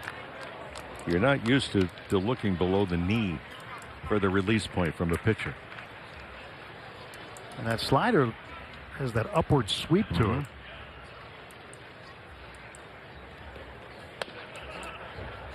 And he walked him. So another run will come in. It's 8-3 Dodgers. So right out of the bullpen, walks the first two men. And Seby Zavala. Catcher will come on up and hit from the right side. Zavala took over for Will Smith. 65 in his time with Oklahoma City last year. 8 home runs, 25 knocked in. Strike call.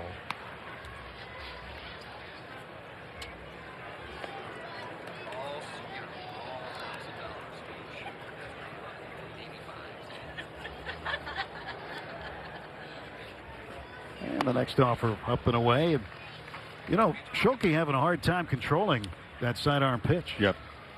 From the hitter standpoint, you get somebody that throws that breaking ball from down under. It's like it's defying gravity and going up. You're just not used to seeing that happen.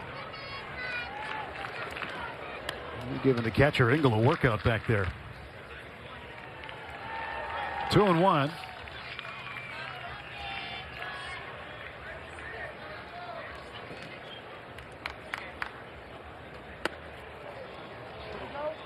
Did not go on the appeal. Look for dead red. He's missed with the breaking balls, having trouble. He's walked each of the first two batters. Bases are loaded. He's going to challenge you to swing the bat right here. And another walk. So Schulke's come out of the pen and now walked 3 straight, and the Dodgers lead it 9-3.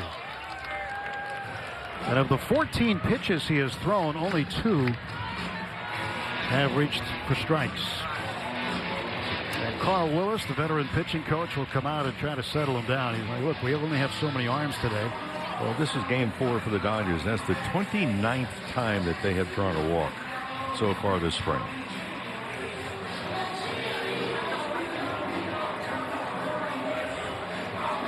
Carl Willis been with the organization for a while. He was Terry Francona's pitching coach.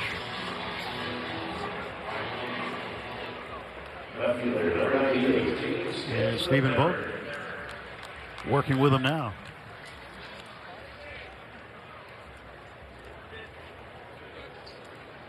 James Tibbs III out of Florida State. Bases loaded, 2 men out. And here comes the pitch. Missed up high. Good challenge. Or did it miss? We'll find out. Engel wanted to challenge.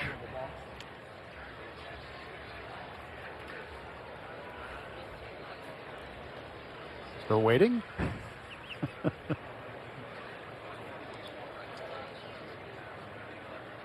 Okay, here it comes. It was high.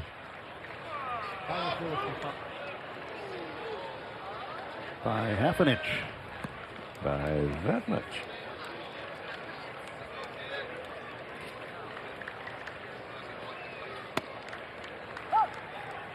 Strike call to the outside. Looked to be outside, but they'll give it to him. Plus, the Dodgers don't have any challenges left, so not going to worry too much about it. 0-1 pitch, hit to the ground right over the first base bag, but it curled to the right, and that's a foul ball. Did you notice the difference in the delivery there? That was over the top. Well, much more over the top than Laredo down below. So he changed. He's having trouble with the that submarine delivery. He changed the delivery through the strike.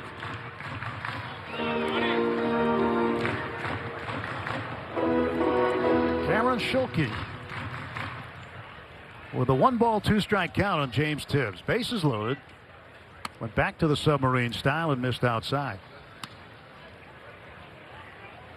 It seems like most of the time when he drops down and throws, it's the slider rather than a fastball. Well, does he stay up on top again here? Having just missed again? No? Full count.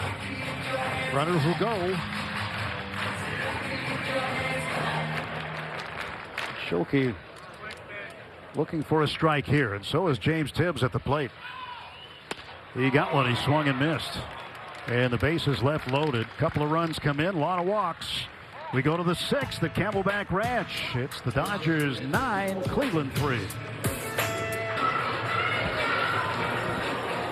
Left-hander Antoine Kelly takes over for the Dodgers as we start the 6th inning. 9-3, Los Angeles with the lead. Last year, Albuquerque, AAA, with the Rockies organization. 34 appearances, went 3-5, 5.63 the ERA.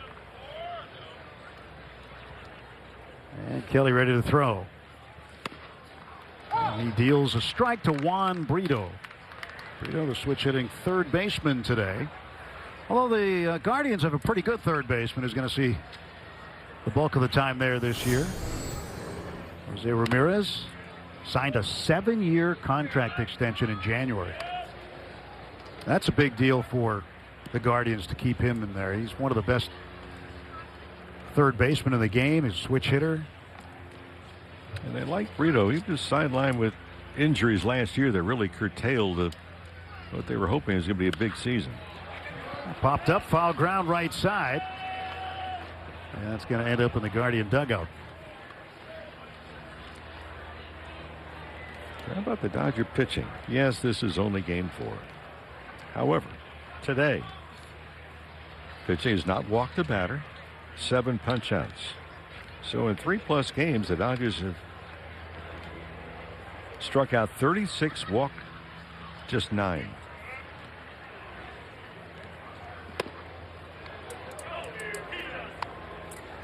That has been very, very good.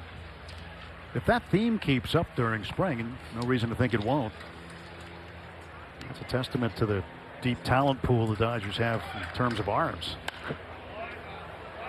Still 1-2 on Brito. Second spring outing for Kelly. Got a perfect inning Saturday against the Angels and struck out 1. That was in the opener.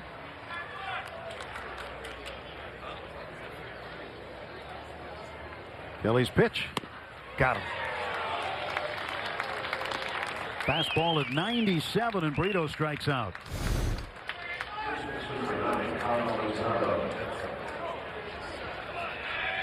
97 and not down the middle either.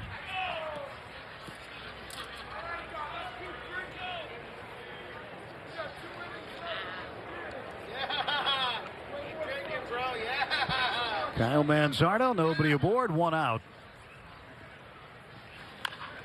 Swinging a chopper, slowly hit. Griffin Lockwood Powell flips it over to Kelly for the out, 2 away. You're talking about pitching mode. Just to give you a little perspective, the Dodger pitching staff this spring so far, it's been in 4 games, they've walked 9. Guardians pitchers walked 4 just last inning. So the 9 walks, things are pretty much in control. 2 down, and Cooper Ingle, the catcher, batting. There's no possibility of a defensive play on a walk.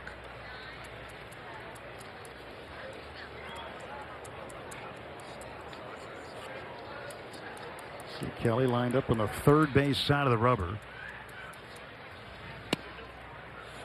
Ball had some arm side run, didn't it? Came right back for a strike. Well, the Guardians' offense today, not where they want it to be.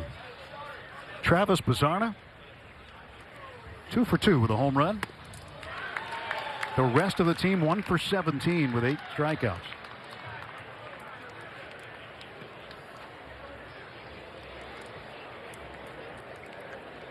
That's also something you look at in terms of the Dodger pitching, what they're doing.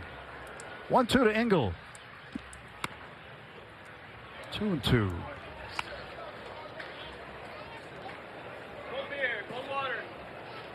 Tuesday afternoon baseball for you tomorrow.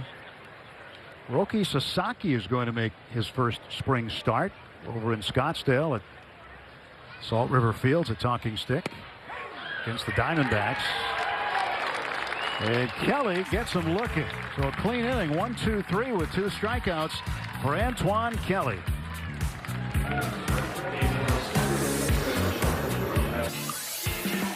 Back-to-back world champion Dodgers baseball on Sportsnet LA is brought to you by Jack in the Box. The hot mess is back as a munchie meal for Jack's 75th anniversary. Austin Peterson re-enters the game. Fitzgerald first ball swinging, grounds it down to Bazana at second, and there's 1 out right away. In the Dodger half of the 6th inning. Dodgers up 9-3 with Rick Monday, Tim Everett with you, Kirsten Watson also.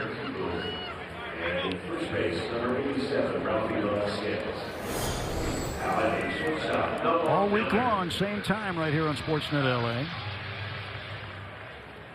Tomorrow is a radio TV simulcast, so back on AM 570 as well as Sportsnet LA tomorrow from Scottsdale.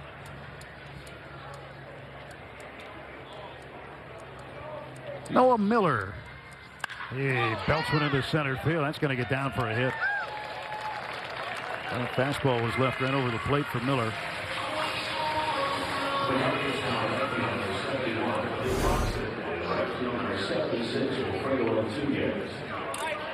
Here's Josue DePaula coming up.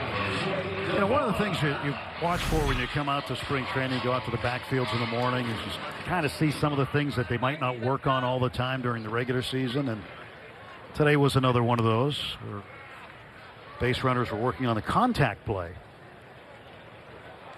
And what the Dodgers would do is they'd line up 3 base runners, you know, side by side, and they would all run together. But they had, you know, groups of them. And there'd be a ground ball hit in the infield, and the runners would have to make the decision on when to go on the contact play. So just one of those things that you work on. One of those things that comes into play often during the regular season. Just awareness. Dave Roberts, baseball ops, coaching staff. You know, they got a list coming in. Pretty much a preset list of different things they'll do on different days of the week.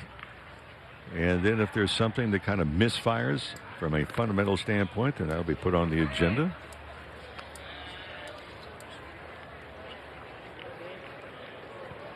And as the base runner, what are you looking for on the contact play when you go? I know it's going to be 1 out typically, but that one belted into right.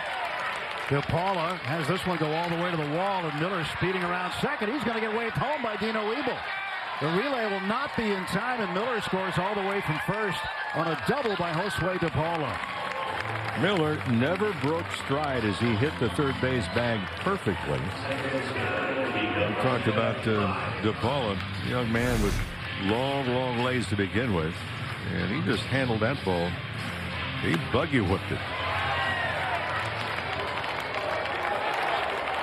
So watch Miller. Now watch his right foot hit the bag.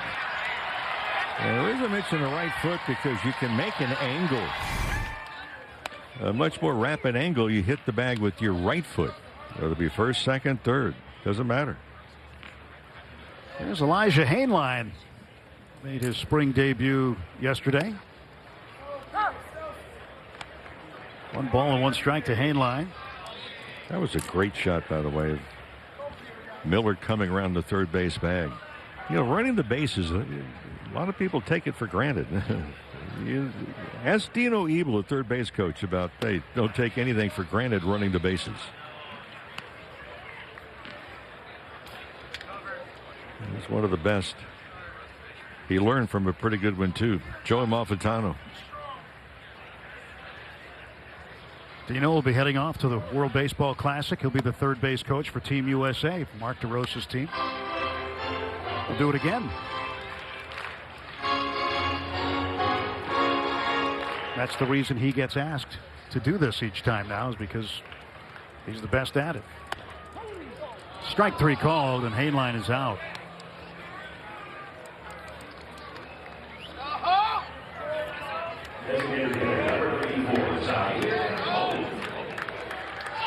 Peterson gets the strikeout. 2 down. I just had a thought about Dino Ebel, too. I would imagine that he is also very good at charades because he has to communicate with guys. The noise level with 50,000 people. You've got to visually be able to transmit your thoughts to the runner. I would imagine you'd want him as a partner in a game of charades. I'll tell you what, you want to talk about baseball IQ? Oh. You know, we both of us together and separately have conversations with him over the course of the season, and just you learn so much from the guy. And right there, he said, "Hey, 2 outs. There's 2 strikes. You're going to be swinging, or you're going to be running on the swing." That one is into left field for Zaire Hope, and DePaul is going to round third, and he'll come in to score. 11-3 Dodgers on a 2-out RBI single for Zaire Hope.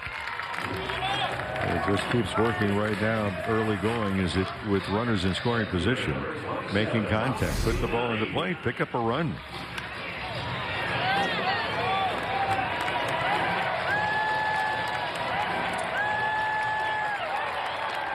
Again, you can see the way he cut third with his right foot too. So Stephen Vogt's going to come out, and that's going to be it for Peterson. Another pitching change. Guardians going to the bullpen.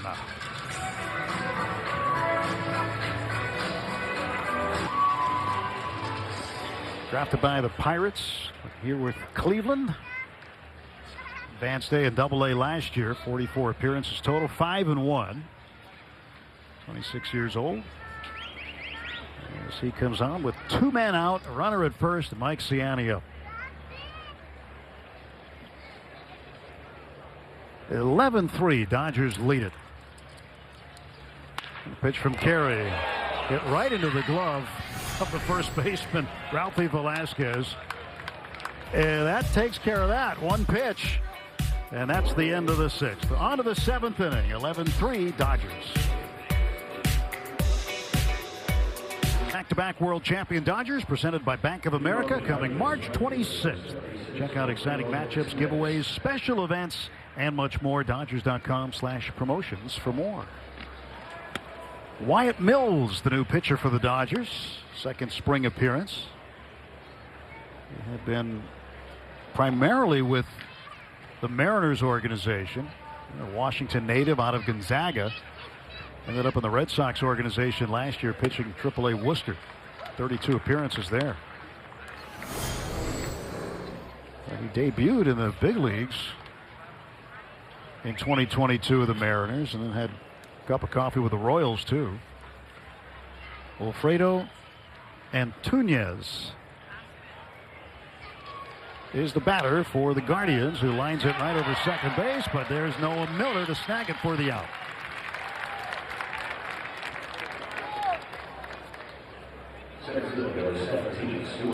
One down for Cleveland here in the 7th inning.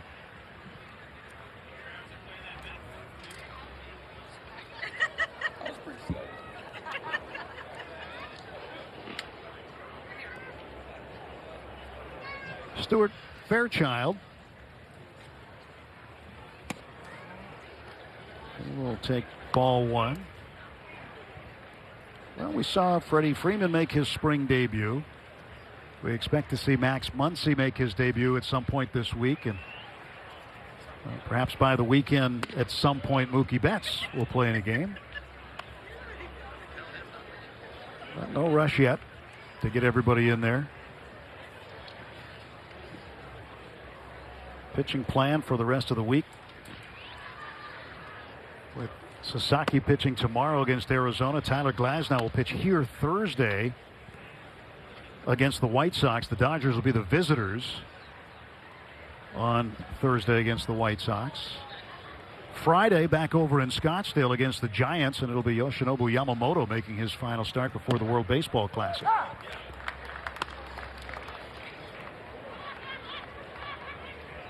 Just because a player is not in one of the A games, if you will, there's still a lot of work that gets done, including game situations, maybe even a B game, but live hitting for some of the hitters.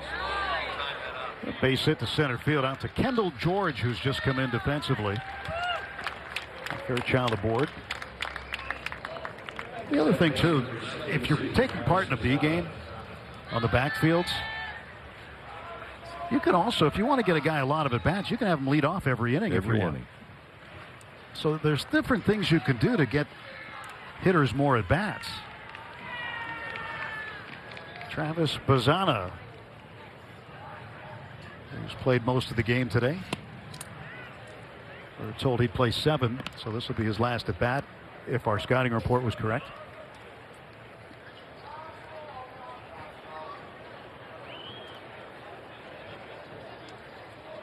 He is still battling to try to make the big league roster. But considered one of the top prospects, if not the top prospect in the Guardians system. Seby Zavala goes out to talk to Mills. Zavala out of San Diego State.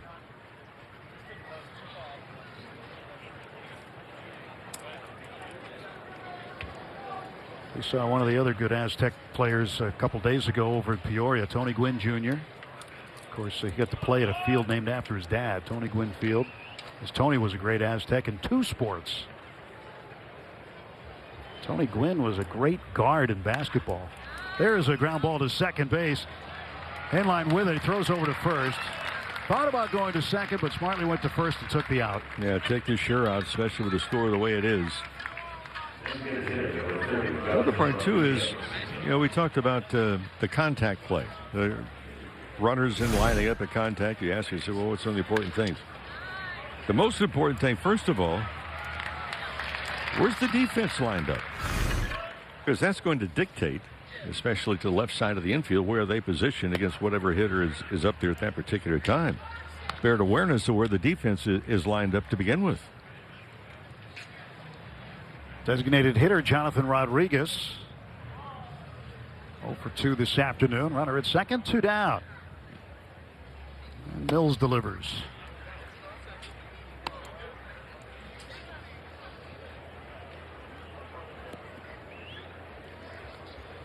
Got to figure Mills is a college basketball fan coming from Gonzaga. They've had so many great teams over the years.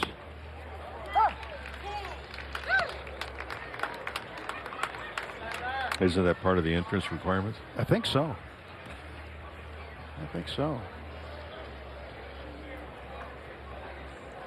Head coach there, Mark Few, has done a remarkable job at that school. 2-1 pitch. That's a breaking ball for a strike. Good sinker, or a little slider rather.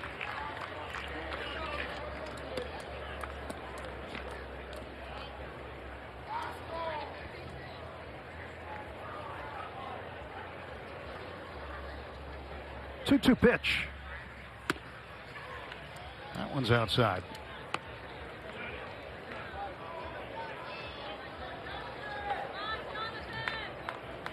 Worcester last year was 4-2 coming out of the bullpen. 32 different times. Had 49 strikeouts. Go back to his days at Gonzaga, though. He was very good there. 2.47 ERA.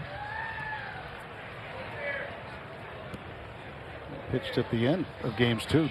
Struck out 109, but he saved 21 for the Bulldogs during his college career. Pitch. And a bouncing ball to Heinlein. He will grab it on the run and throw the man out. Let's stand up and stretch. It's time for the 7th inning stretch, brought to you by Sit and Sleep.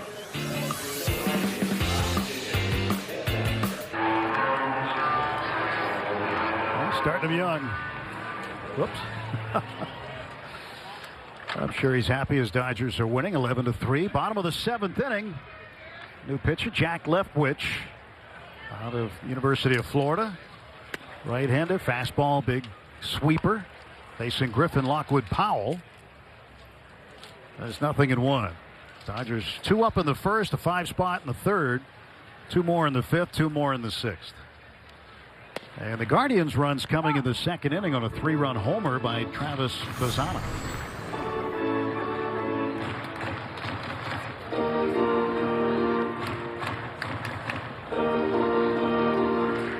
Griffin Lockwood Powell. You can see the name on the back of his jersey. Goes from armpit to armpit. So on all of the team's schedules, and where the players look at the schedules and they see where they're supposed to be at certain times all the day, they don't put Lockwood Powell. They just put GLP. They just put his initials. You're going to run out of letters. I know it.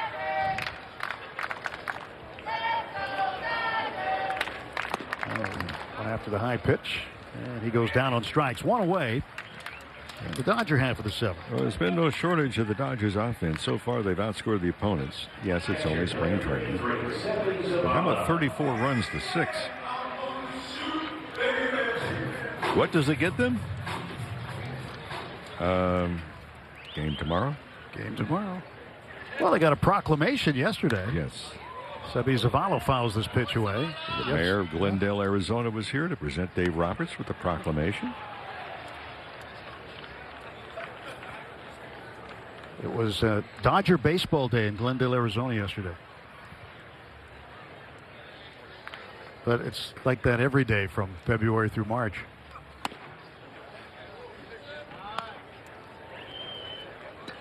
Just 2 off days to navigate around for Dave and the staff. March 11th and 19th.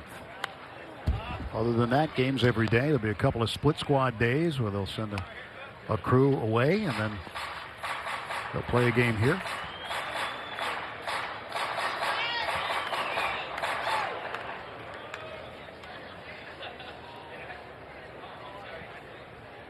Also a WBC exhibition game the Dodgers will play here as Zavala flies one to right. And Tunez underneath it. He makes the catch for the out. Now, March 4th, Team Mexico will be here to play the Dodgers.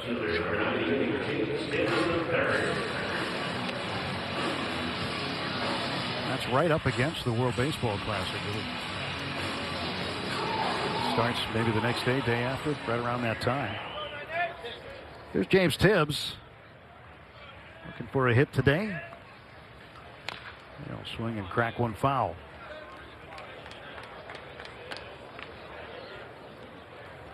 Now, I have to believe if back in the day there was a World Baseball Classic and Team USA came calling for Rick Monday, you would have said yes right away. Yep. That's got to be something that's really special, representing your country.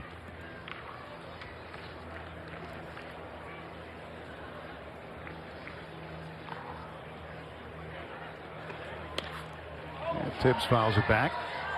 Could have brought the flag with you. Draped it over your shoulders. Actually, this is the 50th anniversary of Rick Monday saving the flag this year, April 25th. It's actually going to Cooperstown for a 15 or 16-week display. Get there in May sometime.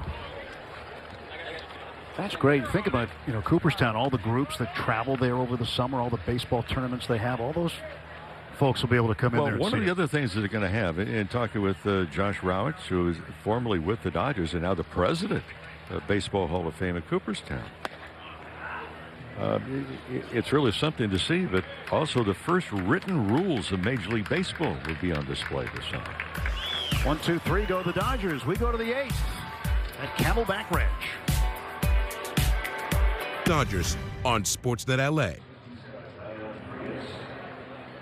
Don't forget after the game to tune in for Access Sportsnet Dodgers, presented by Mercury Insurance. Nicholas Cruz, right-hander, takes over. And Dan Frias, the Cleveland shortstop, fouls the first pitch away.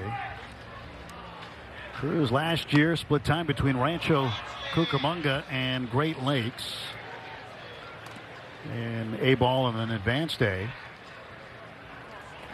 1-0 with Great Lakes and 3-2 with Rancho. So he's trying to make his way up the ladder. Born in Caracas. And Nicholas Cruz over from minor league camp, getting to pitch in the big game here in the top of the 8th inning with the Dodgers leading 11-3. Just missed on the outside edge.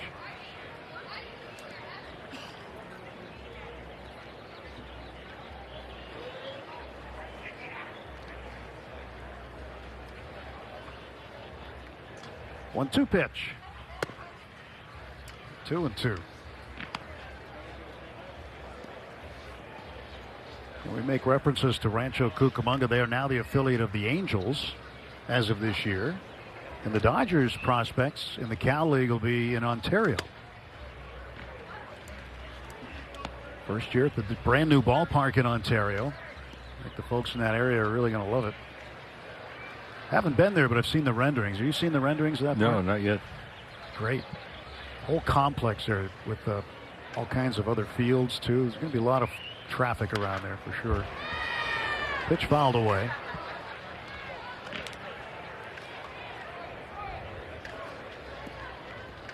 So next year at this time, we'll say a certain prospect was 2-1 at Ontario. 3-2 up and away, ball 4. The leadoff man aboard for Cleveland.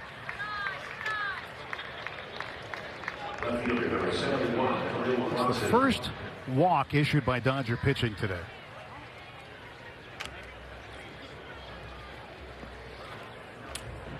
Khalil Watson. Watson went in left field for Nolan Jones.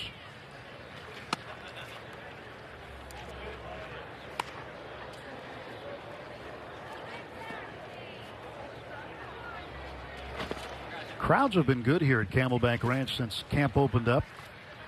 People can come out and go back to the backfields and watch the workouts, see their favorite players, occasionally get an autograph. Saw Freddie Freeman today come off the field on field 1. He was heading over to field 2, and there were some kids calling for him, Freddie, Freddie, Freddie, and Freddie could have gone the other way, the long way around where you don't go through the fans. But instead, he took the gate and went right up to the kids and he said, "Who's calling for me?" And he went and signed autographs for them. Gave those kids an absolute thrill to see their guy Freddie Freeman come over to them. Those are the types of things you witness when you're over there in the mornings. And a lot of fans have shown up. And as spring training goes along, the month of March will hit us, with the school vacations and whatnot. This place will be packed. Tons of kids, their families here. 3-1 is wrapped foul down the right field side.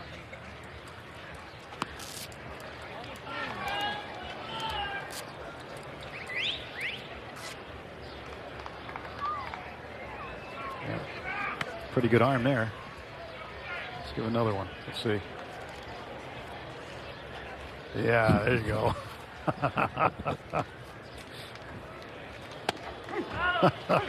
Strike 3 called. And Watson is out looking. 94-mile-an-hour fastball from Cruz.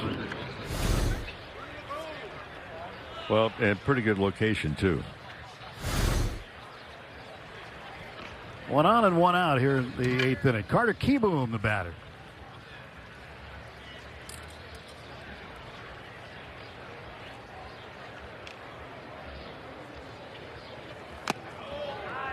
Kieboom was with the Angels, with the Nationals. Was with the Angels last year. They came up with Washington. His big league debut with the Nationals in 2019. Marietta, Georgia, Carter Kieboom. Non-roster invite to Guardians camp. I like what I saw George doing in center field right there. He saw the first swing, and he saw that Kieboom was a little late. My point being is that then George moved over a little bit more into right center field. So that's just paying attention. Hey, the guy's late on that heater. Don't play him to pull.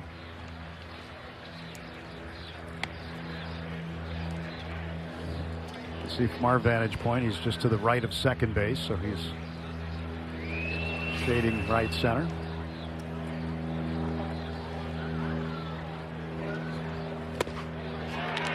And Cruz strikes out Kieboom. So back-to-back punch-outs, and both times he's come inside and challenged both hitters. Watson to begin with, Kieboom right here. With a changeup that time, pretty good one. Speaking of the changeup, if you joined us late, Gavin Stone started his first mound action since August of 24 after having his shoulder reconstructed. And boy, did he look good, especially with the changeup. As Velasquez, the first baseman, singles to right. Well, that's got to be a big boost. Also, when all the dust settles with Gavin Stone, 542 days. The time between his last start before the shoulder surgery and today, being in a game. The fact he got 1, 2, 3 in the first inning, only 15 pitches, and 7 of those were changeups. The catcher Cooper Ingle. 2 on, 2 out. I think when you look at the pitching today, you get 1 clean inning from Stone with 2 strikeouts. You get another clean inning from Robleski, who's looking like he's vying for a bullpen spot as a lefty. And Ryder Ryan was impressive. So was Paul Gervais. Both of those guys acquitted themselves very well. It's been a good start for this club. 1-1 pitch to Ingle from Nicholas Cruz. Foul tip for a strike.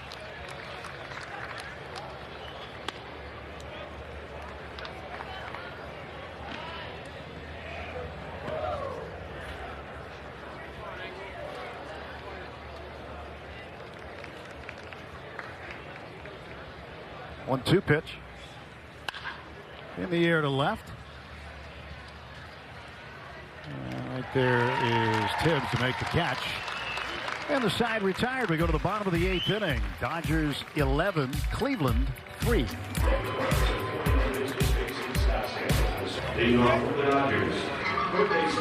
Tomorrow, back at it. Radio TV simulcast. It's the Arizona Diamondbacks hosting over in Scottsdale. Thursday, White Sox right here, noon Pacific time. Dodgers will be the visitors, and back on the road against San Francisco Friday. That's what's coming up.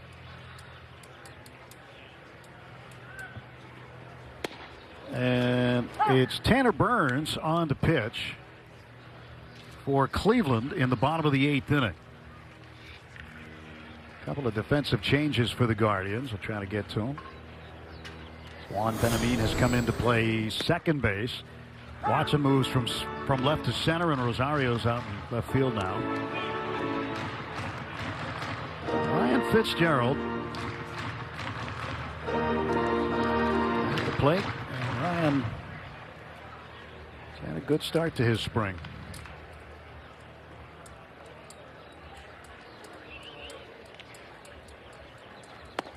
That's low.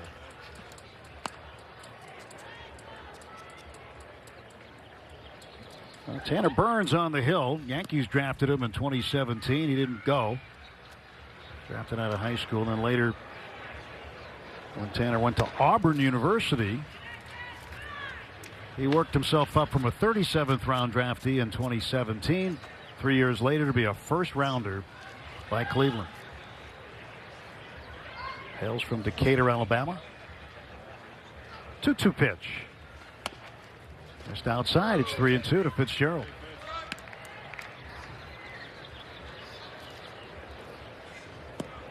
One thing about Burns, though, he'd initially committed to Alabama.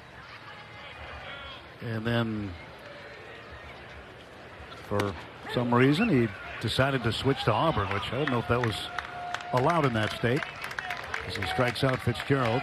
One down. Got with a fastball right there in the inside corner.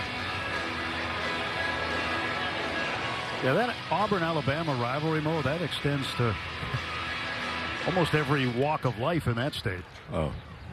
You have to declare at a young age which side of the fence you're on there, Auburn or Alabama. Noah Miller swings and fouls it away. Yeah, there's no in between. No. It's either Roll Tide or War Eagle.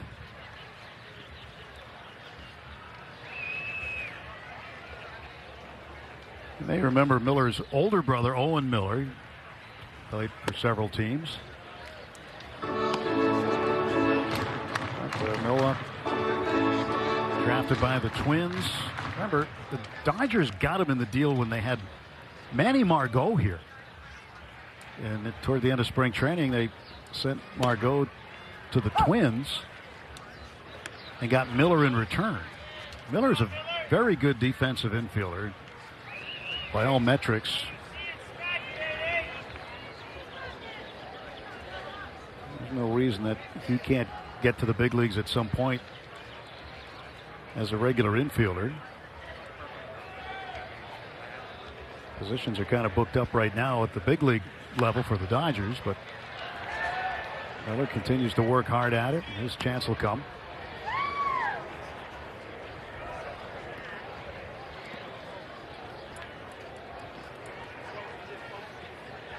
Ball and 2 strikes, and Tanner Burns ready to throw.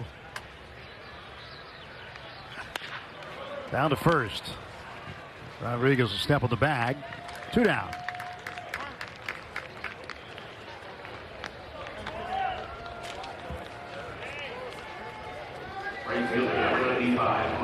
Josue DePaula has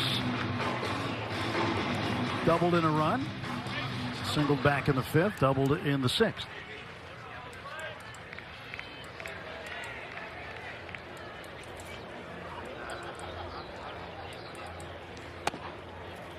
I think DePaula's going to be fun to watch. He hits a triple during the spring with those long legs, long strides that he takes.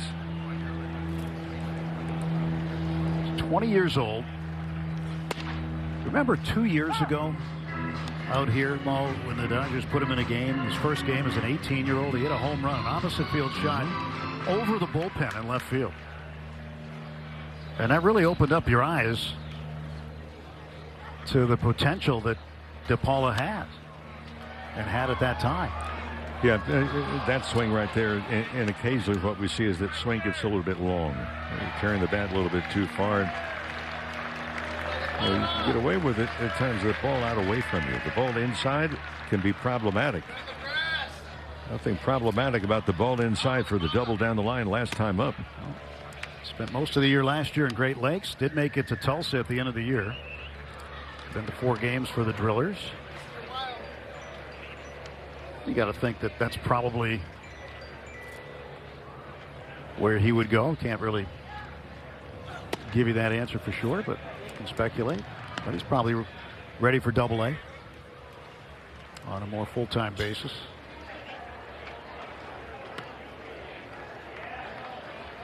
Three and 2 the count to DePaula. Burns payoff fouled away. Yeah, for a young player, I mean, there's a steep in competition to Double-A level. You know, historically, Double-A, it's tough. You've got the schedule. You've got the young players that are really getting the full taste of what a full season is like.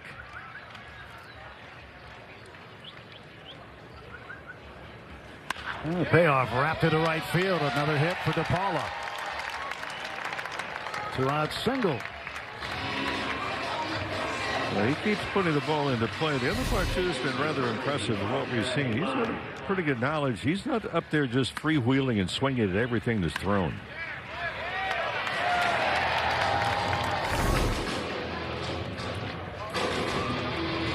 Elijah Hainline up now. 0 for 1, struck out looking in the 6th. Attended both Washington State and Oregon State.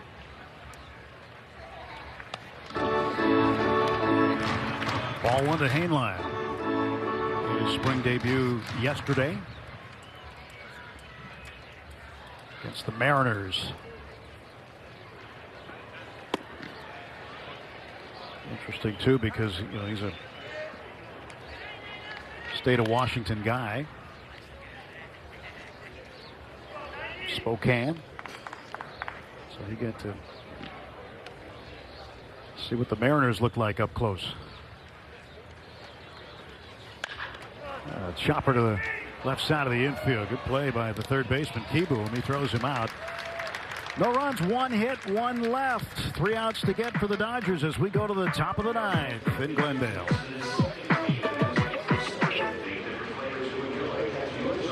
Let's see that arm. Well, get another try here. Going lefty this time. Oops. Roque Gutierrez out of Mexico. 23-year-old right-hander trying to finish things up for the Dodgers here today. 11-3 leading the Cleveland Guardians. And Alfredo Antunes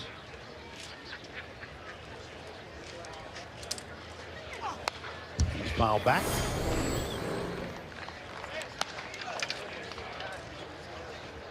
Did you learn anything today about Dodger prospects? Yeah, they're billboarded as prospects for a pretty good reason. We just get more and more impressed as we see them. Paula had a good day at the plate. Good to see that continue. How much did Gavin Stone finally exhale? This one's looped into center for a base hit. Those may be joining us late. Stone started today after the shoulder surgery, late 2024, that really disrupted what was a good season for him at the big league level and coming up. And 542 days later, finally got into a ball game again. So for him to go 1-2-3, 15 pitches, yeah, exhale indeed. It's not an easy road coming back. Alfonsine Rosario will be the hitter.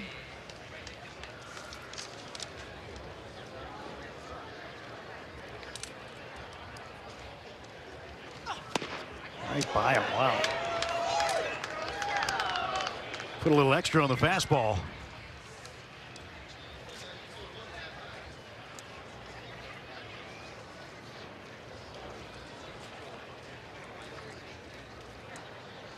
Gutierrez last year, both Great Lakes and Tulsa, high A and double A.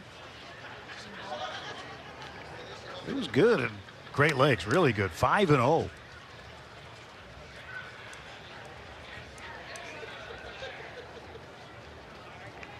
Another one of the pitchers that loads the split finger grip and then goes into the glove, makes any adjustment. Oh, a little bit high. Well, since we're playing Cleveland here, it'd be remiss to not mention Sandy Alomar, who's coaching at first base. Who frequents the same restaurant that we went to the other night. I was going to say, he knows the menu as well as you do. Yes. He does not have to order. Well, and since you go there pretty much every day, you're going to probably run into him. I was there again last night. I know. Aren't you going tonight? No. Oh, okay.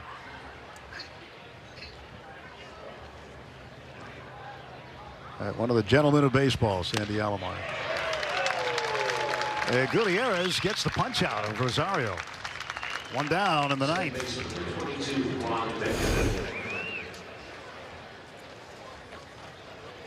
One thing about Gutierrez, there's nothing dainty about the way that he goes after it on the mound, especially when he's coming at the Express.